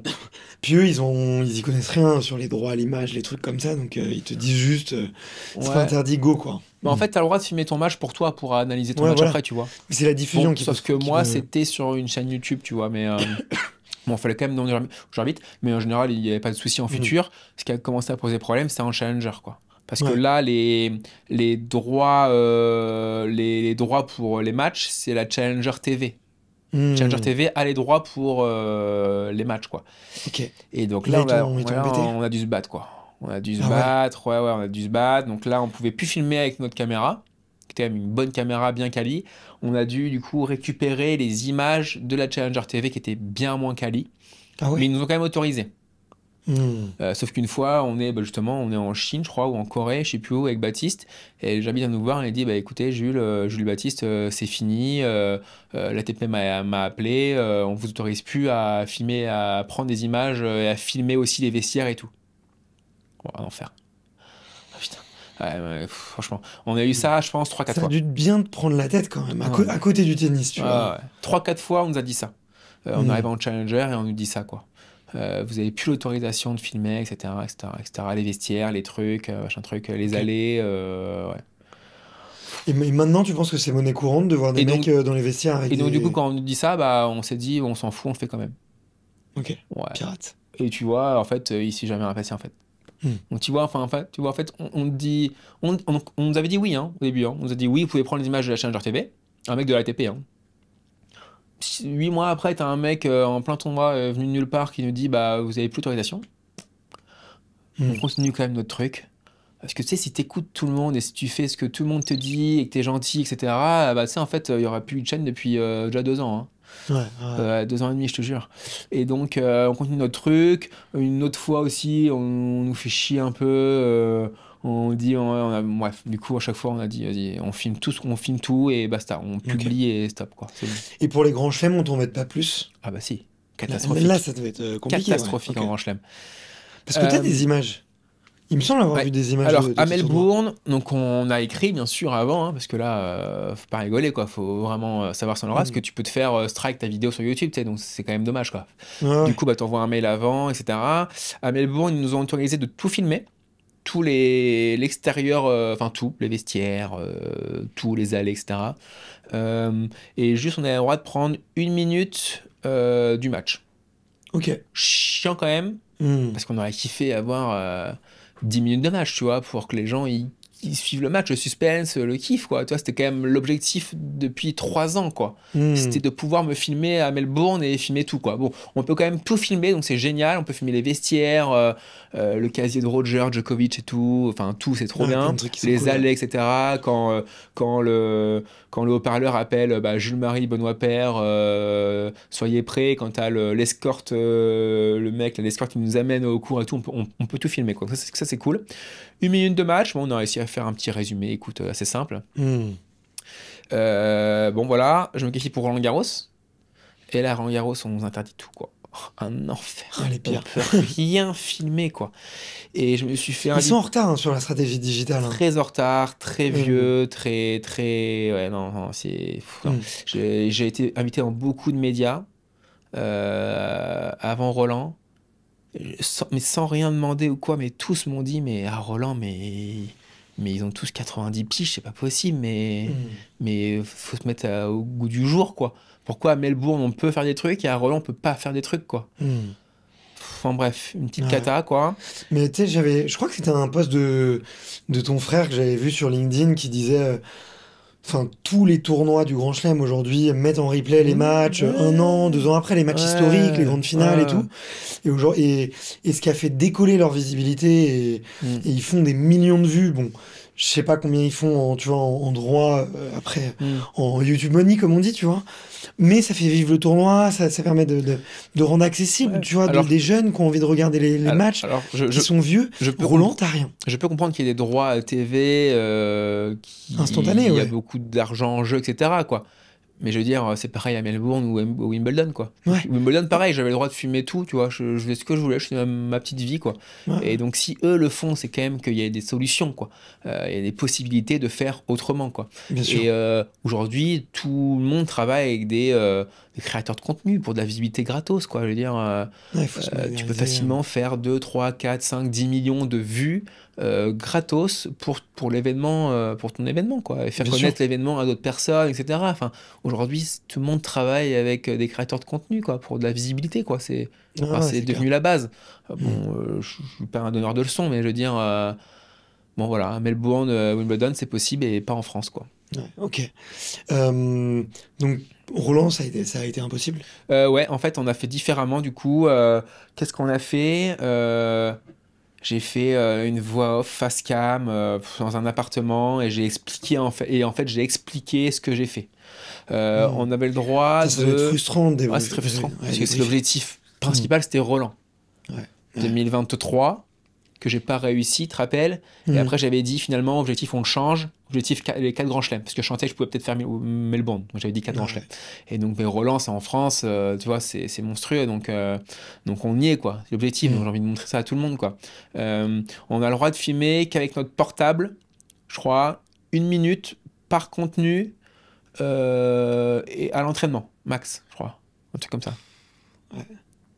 Un truc comme ça, genre Et ouais. t'as même pas le droit de filmer ton match, mais en ayant un plan uniquement sur toi, par exemple? Non. Tu vois Parce que tu vois des logos Roland Garros, tu vois des pubs, je sais pas quoi, BNP, NJ, je sais pas quoi. ils Enfin, devraient être contents, en fait. Ça leur fait de la bah, ouais, visibilité non, aussi, tu vois, non, mais... ouais, non. Ok, Écoute, me ouais. demande pas pourquoi, ouais. Mais il y a plein T'as tout essayé, t'as pas réussi. d'autres médias qui m'ont dit que c'était un peu cata. Ok. Euh, Et ça te prend combien de temps au final sur une année le montage des vidéos enfin tu bosses avec quelqu'un Ah oui, un mais il y a vidéaste qui quand fait même tout, hein. mais il y a quand même Je bosse avec un toi vidéaste du ton travail qui de valider les tourne et qui contenus. monte. C'est-à-dire que je lui fais tellement confiance que il publie les vidéos, je regarde même pas. Je regarde Ah plus. ouais, Ah non, ok. je regarde plus. Des fois, je regarde 3 jours avant, c'est leur publication, tu vois. Hmm. Euh, parce que je le connais par cœur, je sais c'est ce qu'il va faire, il est rodé, il n'y a aucun problème, tu vois. Ce qui me prend du temps, d'avoir faut que je fasse un planning parce que j'ai des placements de produits à faire qui doivent sortir à telle date, telle date, telle date. Donc faut pas que je me trompe, pas que je me gourre.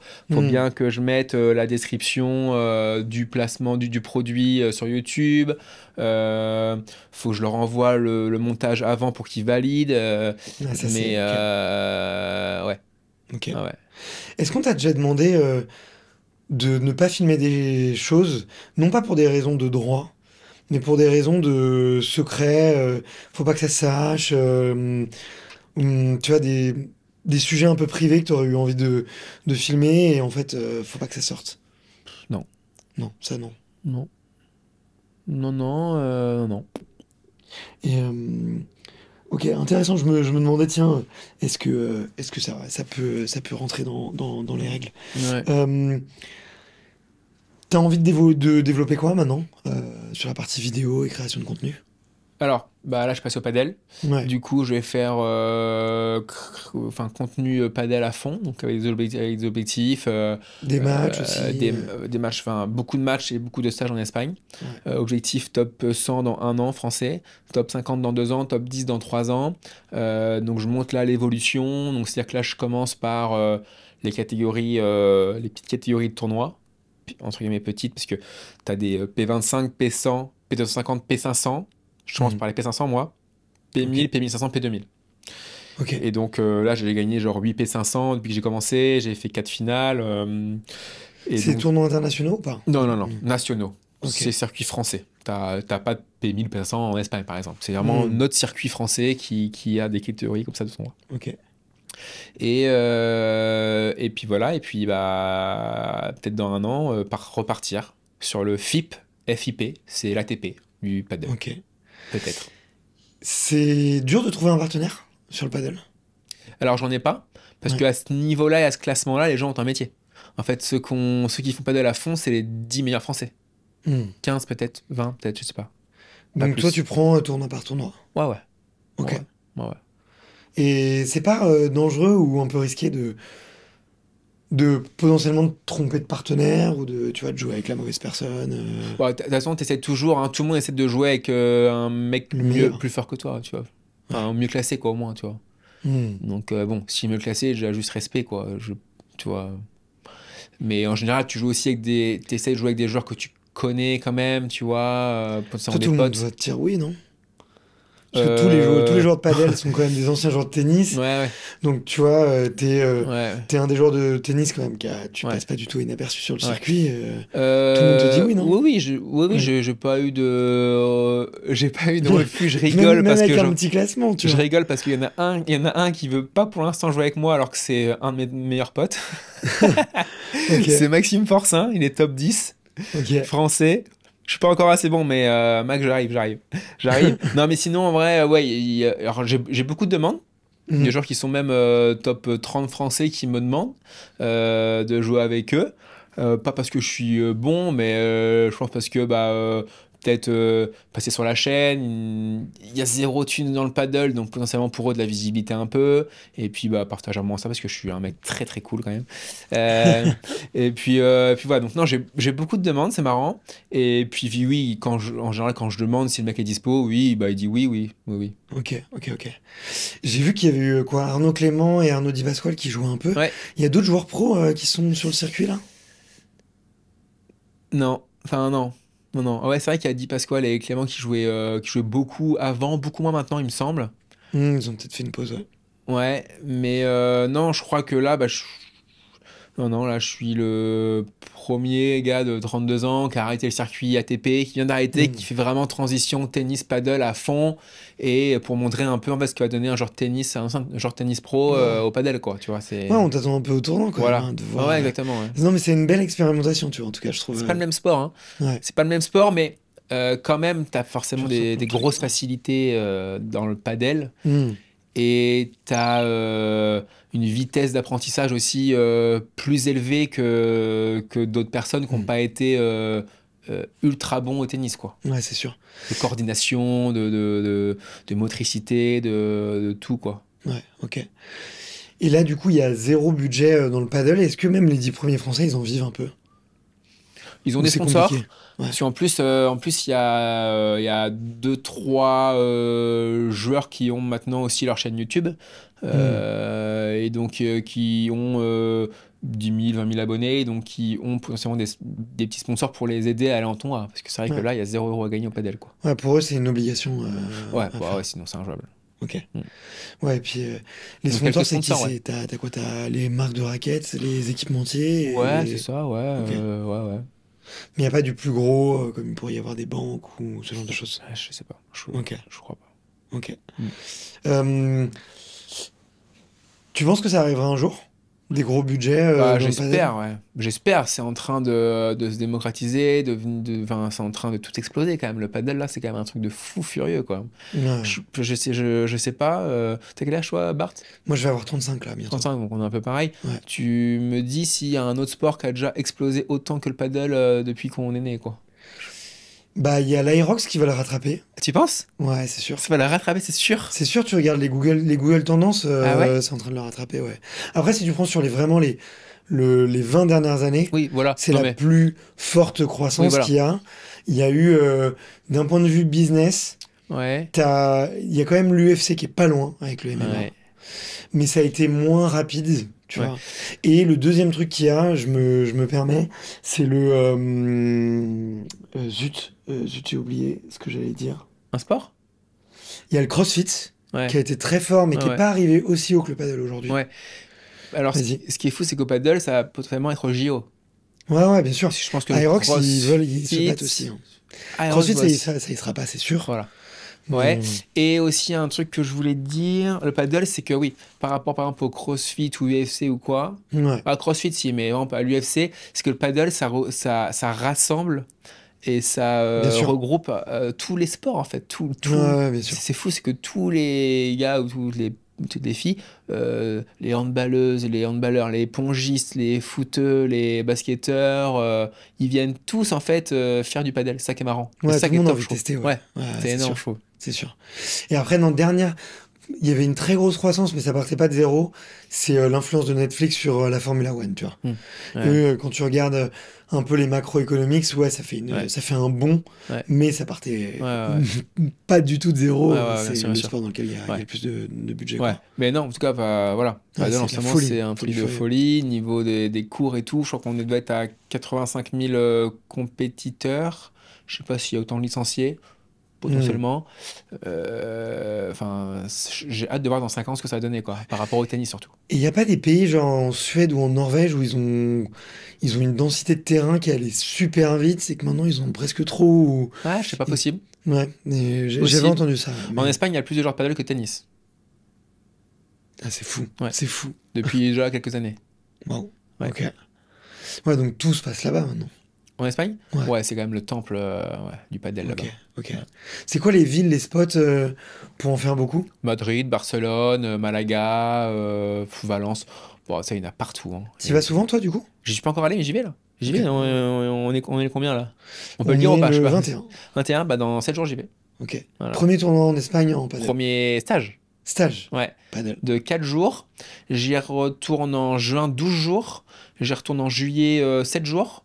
Et sûrement en août une semaine. Ok. Trop. Quel est l'intérêt de faire des stages? C'est de jouer avec d'autres joueurs, de. Non, c'est d'avoir un coach espagnol qui sont plus avancés que les coachs français. Parce que Hmm. ça fait 25 ans qu'ils sont dans le paddle.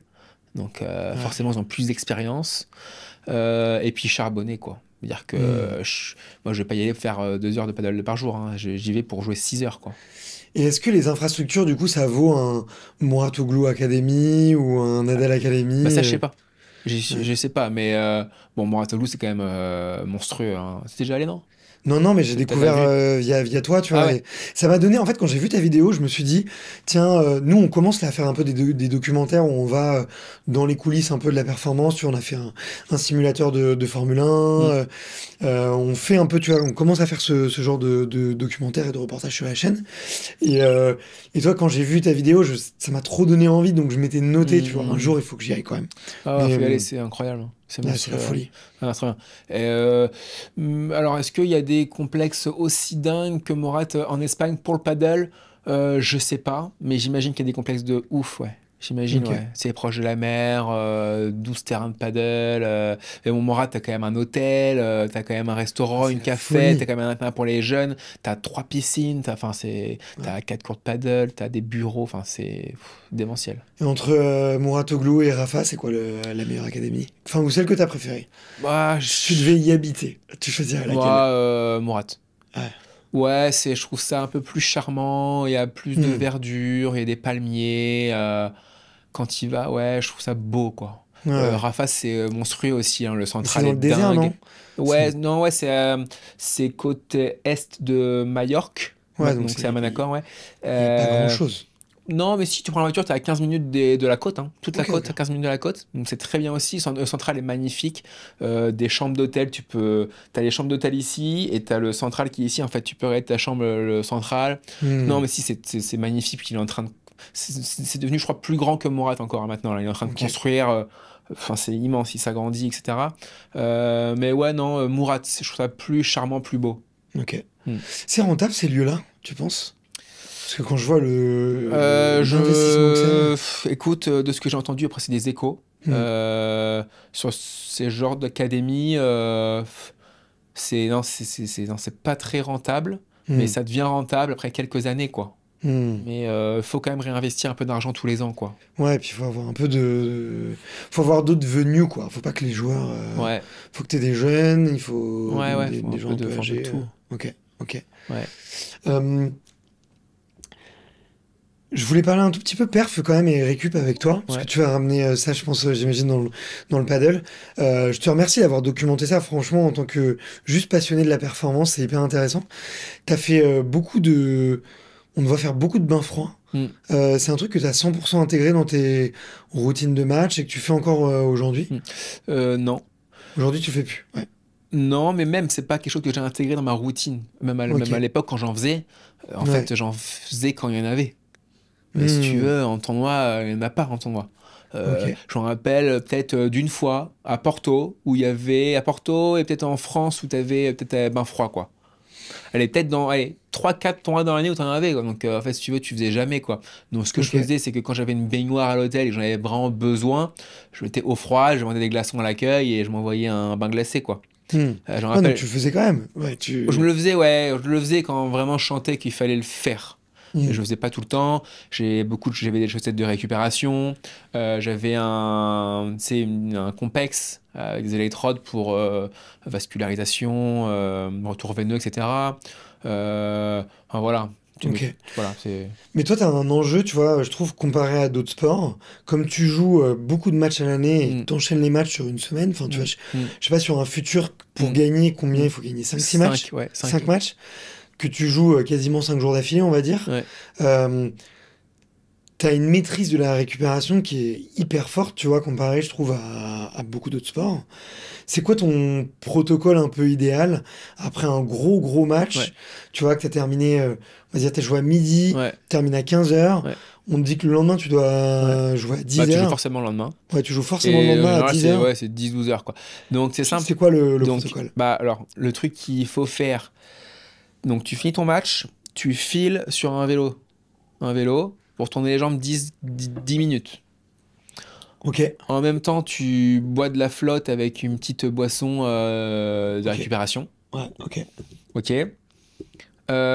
Ensuite, tu finis massage de récup Combien de temps à peu près? entre 30 minutes et 45 minutes, quoi. Tout le corps, juste les jambes? Ça dépend, tu sais, des fois, les kinés sur place, idéalement, oui, tout le corps, idéalement. Et Ouais. après, les kinés sur place, ils n'ont pas que toi, quoi. Tu vois, donc tu fais une demi-heure en général, quoi. Tu fais le léger ou un massage très fort, très Ça dépend drainant? si tu as eu un gros match ou pas. Si tu Ouais. as eu un gros match et que tu sens que tu as mal, Faut pas tu as eu appuyer. des micro-lésions Hmm. et tout déjà, non, t'appuies pas trop.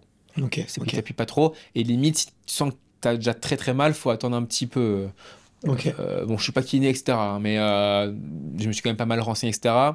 T'as aussi plusieurs théories, hein, s'étirer, pas s'étirer, tu sais, bon, Ouais, bien tu connais sûr. le truc. Donc voilà, donc gros match, tu peux te faire masser peut-être 1 heure, 2 heures après, ou sinon match tranquille, tu peux te faire masser tout de suite, voilà. Ok. Ça, et puis après, bah c'est... Alors, après le vélo, douche froide. Mhm. Douche froide. Ouais. Euh, Douche froide et douche chaude. Donc tu Pour les deux. alternes jet Ouais. chaud et jet froid. Ça fait vasoconstriction et vasodilatation. Hmm. Du coup, tu as un retour veineux. Voilà, Intéressant. ouais. Ok. Voilà, après massage, tu fais massage Ouais. après. Et puis après, le soir, tu rentres à l'hôtel. Chaussettes de récup, c'est pas mal. Jambes en l'air le soir devant une petite série pour le retour veineux.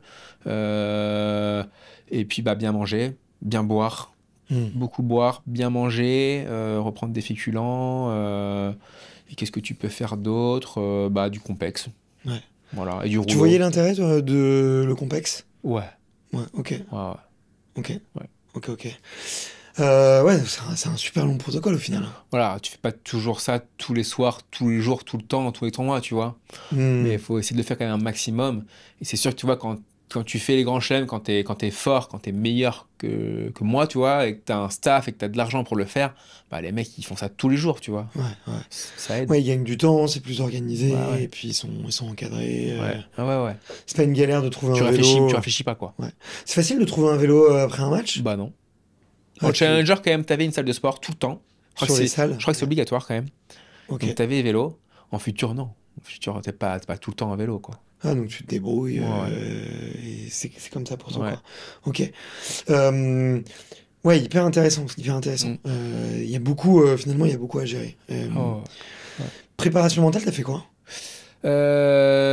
Première première période de ma vie sur CFTP, pas grand-chose.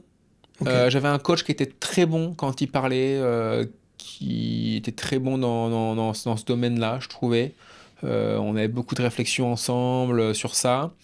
Et avec lui, du coup, je suis allé voir un psychologue mental, Mhm. aussi un préparateur mental une autre fois. J'ai pas adhéré au truc, j'arrivais pas. J'arrivais pas, donc je suis pas allé plus loin que ça. Et deuxième période, là, donc entre 2022 et 2025, j'ai eu 2-3 personnes où j'ai essayé et j'ai pas réussi à adhérer. Ok. J'ai du mal avec ça. Ok. Et pourtant, je sais que c'est quelque chose de primordial si tu veux réussir dans le tennis et dans le sport en général, mais je pense qu'il faut commencer beaucoup plus tôt. Ok. Genre, dès le plus jeune âge, pour en fait que que ça devienne une routine en fait, que ça soit comme s'il fallait s'étirer ou boire de l'eau en fait. Ok. Tu vois. Parce que c'est quoi, qu'est-ce qui t'a pas plu? C'est le côté un peu psy ou c'est le côté intégrer des routines de respiration, de visualisation, En ce fait, genre je de suis même choses? pas arrivé à ce stade-là en fait. Si en fait à Ah, mais chaque c'est peut-être ça fois le point. en fait à chaque fois les 2 premières séances, c'est t'apprends, ils apprennent à te connaître. Hmm. Donc en fait, tu parles de ta vie en fait. Hmm. De tes peurs, tes doutes, tes craintes, tes points forts, tes points faibles, etc. etc. Et puis des fois, je faisais appel à des gens qui étaient reconnus, mais qui faisaient pas de tennis. Et Donc, ça te pose un problème? ouais, parce que en fait, le mec, comment tu veux qu'il comprenne un truc que tu vis et qu'il l'a jamais vécu? Hmm. Tu vois, je me disais, t'es à 40A, à 5-5 au troisième set, tu lui dis, t'es en Turquie, en futur, etc. Le mec, il comprend pas de quoi tu parles en fait. Ah ouais, bien sûr. Enfin, Bien faut le sûr. vivre pour le comprendre en fait. Hmm. Donc en fait, et ça j'en ai parlé à mon ancien coach tennis avec qui je suis resté pendant 9 ans, avec qui je suis en très bon terme. Et durant ma deuxième période, on s'appelait souvent et je lui disais tu penses quoi et tout. Et lui il me disait en fait c'est soit t'as un mec comme ça qui vient avec toi en tournoi, mais en fait un mec que t'as derrière l'ordi ou tu vois ou que tu vois comme ça. Il peut pas. En fait, c'est tellement. Là, on est sur du haut niveau, quoi. C'est sur des détails que ça se joue. Donc, il faut que le mec vienne avec ton à tennis, quoi, pour qu'il voit. Ouais, je vois. Ouais. Une fois, première période de ma carrière, vas-y, dis-moi. Hein. Il n'y a pas de prépa mentale dédiée tennis? Des anciens joueurs qui sont reconvertis là-dedans? Si, t'en as. Ok, T'en as quelques-uns. ok. T'en as quelques-uns, ouais. Et tu vois, première période de ma vie, donc je suis avec mon coach, on va voir un préparateur mental, un mec reconnu dans le milieu du foot à Caen, etc. Et je vais le voir, on fait 2-3 séances, j'adhère pas au truc, bref. Et en fait, un jour, il vient me voir à jouer à l'Open de Caen en décembre. Et je suis même pas au courant qu'il vient me voir, le gars. Et j'avais zappé de ma tête, tu vois. Enfin, voilà. Et je le croise après le match. Et c'était un match où j'avais très bien joué. Tu sais, à Caen, ça te booste un peu. T'as tes potes qui te chauffent et tout. Et fin du match, il me dit ah ouais, putain, bah super, Jules, franchement. Franchement, je pensais pas du tout que c'était comme ça, que c'était comme ça et tout. Et je me dis, bah, ouais, en fait, c'est ça le truc, en fait. C'est que si tu viens pas en tournoi, tu peux pas comprendre, quoi. Donc, en fait, on aurait peut-être travaillé sur des trucs pendant 2 ans. Ouais, bien Un sûr, bien truc, en sûr. fait, toi, enfin, tu vois, on aurait pris un chemin qui, finalement, n'aurait peut-être pas été le bon, quoi. Donc, j'ai bien Ouais, fait ouais, de c'est pas arrêter, possible. tu vois. C'est possible. Mais peut-être que ils t'ont pas mis aussi directement des outils dans les mains, tu vois, des petits trucs que tu peux utiliser un peu, genre, ouais, Ouais, mais tu vois, avec mon coach, on faisait des trucs quand même. ouais, tu faisais des Ouais, trucs. mon coach était quand même assez branché là-dessus, tu vois, Hmm. des ancrages, tu vois, une feuille que tu lis pendant ton match, tu vois, avec trois, Hmm. quatre phrases très simples, très efficaces qui vont Ouais, donc te tu faisais quand même ramener. des Ouais, choses. ouais, avec mon coach, on faisait des trucs. Sur ma raquette, dans le cœur de la raquette, il y avait des bouts de papier scotchés ou collés avec, pareil, des petits mots. Ok. Qui me remettent dans ce que je dois faire exactement, tu vois.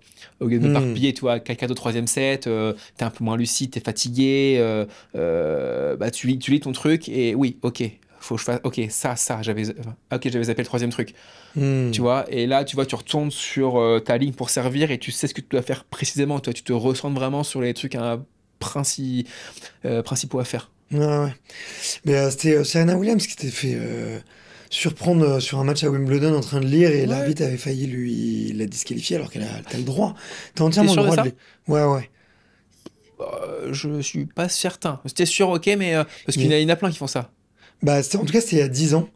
Ouais. Et tu vois, elle avait sorti un petit livre et elle lisait vraiment Parce qu'il y en a plein pendant. qui font ça. Ouais, Justine Hénarden en finale de Roland-Garros, elle l'a fait.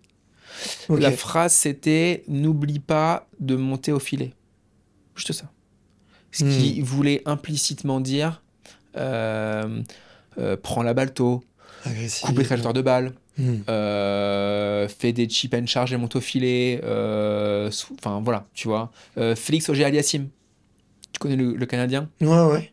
Moi, je l'ai vu moi à son premier challenger au Canada. Pareil, il lisait une feuille qu'il a déchirée à la fin son match et mon coach est allé choper la feuille à la fin. Je sais plus ce qu'il a marqué. Ah ouais. Ouais, très drôle. Et je sais plus quel joueur ou joueuse aussi j'ai vu là récemment lire aussi, ouais. Ouais, c'est des ancrages, tu vois, des trucs. Et t'avais des petits tips, tu vois, entre les points pour revenir dans le. Tu vas pas Ouais, avoir te ouais, laisser ouais. embarquer par les pensées Ouais, parasites, pas ouais. trop te projeter. Ou alors moi je suis pas trop un joueur qui s'énerve. Hmm. Je l'ai fait, hein. J'ai déjà cassé des raquettes, je vais pas mentir. Mais je suis plutôt quand Il y a même pas beaucoup de calme. joueurs qui en ont pas Oui, cassé, hein, mais franchement. je suis Oui. plutôt quand même nature zen et calme. Hmm. Je me remets beaucoup en question. Enfin non, ouais, je prends beaucoup de recul, pardon. Je prends beaucoup de recul sur ce qui se passe, etc. Tu vois, c'est assez serré les matchs, etc. Tu vois, je suis le genre de mec qui peut se dire, mec, c'est rien en fait ce qui se passe. En fait, Hmm. tu vas perdre. Si tu perds le match, en fait, la vie ne va pas changer. En fait, tout le monde va s'en foutre. Dans un mois, tout le monde aura oublié ce match. Donc en fait, tout le monde s'en fiche. Et c'est pas parce que tu vas peut-être perdre que demain tu vas faire un autre tournoi, tu vas pas le gagner quoi. Hmm. Donc je dis tout le monde s'en fout de ce match et toi compris en fait. Enfin, toi j'essaie de prendre beaucoup de recul ou alors mec en fait c'est que du sport en fait. Hmm. Il y a la guerre en Ukraine, il y a des trucs, il y a pas des personnes qui vivent l'enfer fini sur terre. Hmm. On s'en fout. Ton coup droit, lâche-le à 10 000, il est faute, on s'en fout. Tu vois, et ça se trouve, il sera bon, il sera très bien, quoi. Ok. Ouais, Va se décorréler au maximum du ouais. résultat. Et Prendre du recul un maximum sur la situation, quoi. Franchement, c'est que du sport, tu vois. Hmm. Il y a tellement plus important dans la vie, quoi. Prendre du recul, quand même. J'étais quand même assez... mentalement, ça allait, quoi. Ouais. Mais en même temps, faut être dedans, quoi. En même temps, Ouais, faut ouais. avoir envie. Bien sûr, bien sûr. Ah ouais, bien sûr. Tu vois, Ouais, ouais. c'est ça, je trouve, l'équilibre Ouais, qui est ouais, dur ouais. à trouver, quoi. Ouais, ouais. Te libérer et en même Ouais, temps, ouais. être C'est focus. ça, je suis d'accord. Et moi, ça a aussi été un peu mon défaut, c'est que en général, en début de match, j'étais pas trop libéré, quoi. Il me fallait quand même 2 3 4 jeux avant de Hmm. pouvoir lâcher une cartouche en revers ou en coup droit, tu vois. Et tu vois, les 3 premiers jeux, en général, sont toujours un peu compliqués pour moi. C'est-à-dire que je cours très bien, mais je fais pas, entre guillemets, bien sûr, à mon niveau, hein, grand-chose, tu vois. Hmm. Tu vois, mon service, par exemple, impossible, impossible. J'ai jamais réussi à lâcher une première balle à plat sur les 2 3 premiers points de service. Ah ouais? Toujours un peu d'effet. Ok. Impossible. Sinon, je pense qu'à 90%, je peux faire une double faute. Ça, je pense que je l'ai jamais dit, tu vois. Ok. Mais quand je débute un match, si c'est moi qui sers en premier, je ne peux pas lâcher une première balle. C'est impossible, tu vois. C'est quoi, c'est un besoin de chauffer? C'est un besoin Ouais, de. moi, ouais. Puis petit stress au début de match. Euh, ouais, ouais. Ok. Et si je la lâche, la première balle, la deuxième balle, je peux pas te dire si ça va être bonne ou faute. Alors que normalement, quand même, à ce niveau-là, tu vois. Donc en général, c'est toujours, je fais et moi, j'avais un très bon slice. Donc en Hmm. général, je commence toujours par un très bon slice. Ça pouvait faire ace ou quoi, tu vois. Mais ouais, jamais une première balle frappée en premier, tu vois. Ok, intéressant, Ouais, intéressant. Euh, écoute, je vois un peu mes questions. Je crois j'ai fait ouais, bien le tour. ouais. Euh, les petites questions que je pose à la fin, c'est est-ce que il y a un livre, un film, un contenu, une chaîne YouTube Hmm. que tu kiffes regarder ou une série que tu as kiffé regarder récemment et sur lequel tu as eu des apprentissages et que tu as que t'as envie de recommander? Euh... je crois pas, non. En ce moment, série Netflix, je suis pas trop dedans. En ce moment, je lis pas de livres. J'en lis très rarement, voire jamais. Par contre, je suis beaucoup sur YouTube en ce moment. Je regarde plein de vidéos. Je regarde beaucoup la NBA en ce moment. Je regarde beaucoup la politique. Mais Ok. un truc précis à recommander ou C'est quoi non. les 3-4 chaînes que tu regardes le plus, tu dirais? Euh... c'est dur à dire, hein. NBA. NBA Extra, je crois. Ouais. On voit souvent avec les Ouais, j'en ai un, ouais, c'est quelques. Célio, ça, qui font Ouais. ça. Ok. NBA, non, beaucoup de politique en ce moment, ouais, ça m'intéresse pas Ça mal. t'intéresse. Ouais, ouais, en ce moment, je suis vachement là-dessus. Non, mais franchement, j'ai pas une chaîne. Ok. Ouais. Et la toute dernière question que je pose, c'est quel est le ou la prochaine invité que tu me recommandes d'inviter pour parler pendant 1 heure et demie, tu vois, justement, du circuit, ça peut être quelqu'un dans le tennis ou pas, tu vois, Bah, pour si, parler un ouais. peu au niveau et découdre un peu Ouais, ouais, ouais. des dessous qu'on Ah, voit bah, pas j'ai deux toujours. personnes. Vas-y. J'ai Gaël, mon fils, puisqu'il est Ok. vachement sur YouTube maintenant, Ouais. et, Tu... et Dorian Louvet. Ok. Tu vois qui c'est? Ouais, je vois très bien qui c'est, ouais. J'ai fait une interview avec lui il y a 3-4 ans et j'aimerais bien voir son évolution. Ouais, Ça fait un moment que je l'ai pas vu. En plus, là, il a un objectif de dingue cette année-là. Ouais.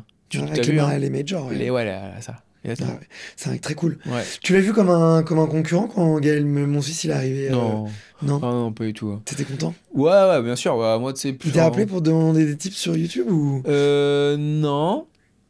Non, mais je l'ai croisé à l'US Open du coup, parce que je suis quand même à l'US Open en 2024, hein, donc l'année dernière, là, et je suis pas rentré à 2 places près comme en 2014. Ok. Et on s'est vu, et je l'ai interviewé, on a parlé un peu de YouTube ou quoi, mais non, enfin, voilà. Ok. Il est toujours à fond là sur YouTube? Ouais, puis il fait des concepts là, c'est-à-dire qu'il invite des gens, il parle, j'ai vu avec Gilles Simon, avec, je crois, Lucas Pouille est passé dessus, puis il y a des youtubeurs aussi, peut-être Pierre Cross et tout, je crois qu'il. Ouais. Ok. Ouais. Je regarderai, ouais. Ça fait un moment que j'ai pas regardé. J'avais regardé au lancement de la chaîne, j'avais beaucoup regardé les 3-4 premières vidéos, et puis j'avais un peu lâché, c'était un peu trop de divertissement pour moi, tu sais, il jouait contre 7 joueurs ou je sais plus quoi. Ah oui, j'ai vu ça aussi. Des concepts un peu comme ça, et j'étais pas le client, quoi. Pas, J'ai apprécié l'audace, je trouvais que c'était malin, que c'était intelligent, mais j'étais pas le client, quoi. Bah écoute, merci beaucoup, Jules. Je me suis régalé, franchement, j'ai pas vu le temps passer là. Ouais, donc j'arrête parce qu'effectivement il est un petit peu tard, mais merci infiniment, et puis franchement, moi merci aussi beaucoup pour ce que tu as fait, de mettre un peu en lumière, de mettre un peu de la transparence là-dedans, que ce soit aussi bien avec les chiffres, mais aussi avec la performance, les complexes, les conditions réelles dans lesquelles tu as pu t'entraîner, donc merci de dévoiler cette réalité, tu vois, et plaisir, de partager, de documenter tout ça. Je sais que c'est beaucoup de boulot, je suis dedans, donc je t'applaudis pour ça aussi. Bah, merci, c'est gentil. Et ben, comme on dit par chez moi, à très vite. À très vite. Salut. Ciao. Salut.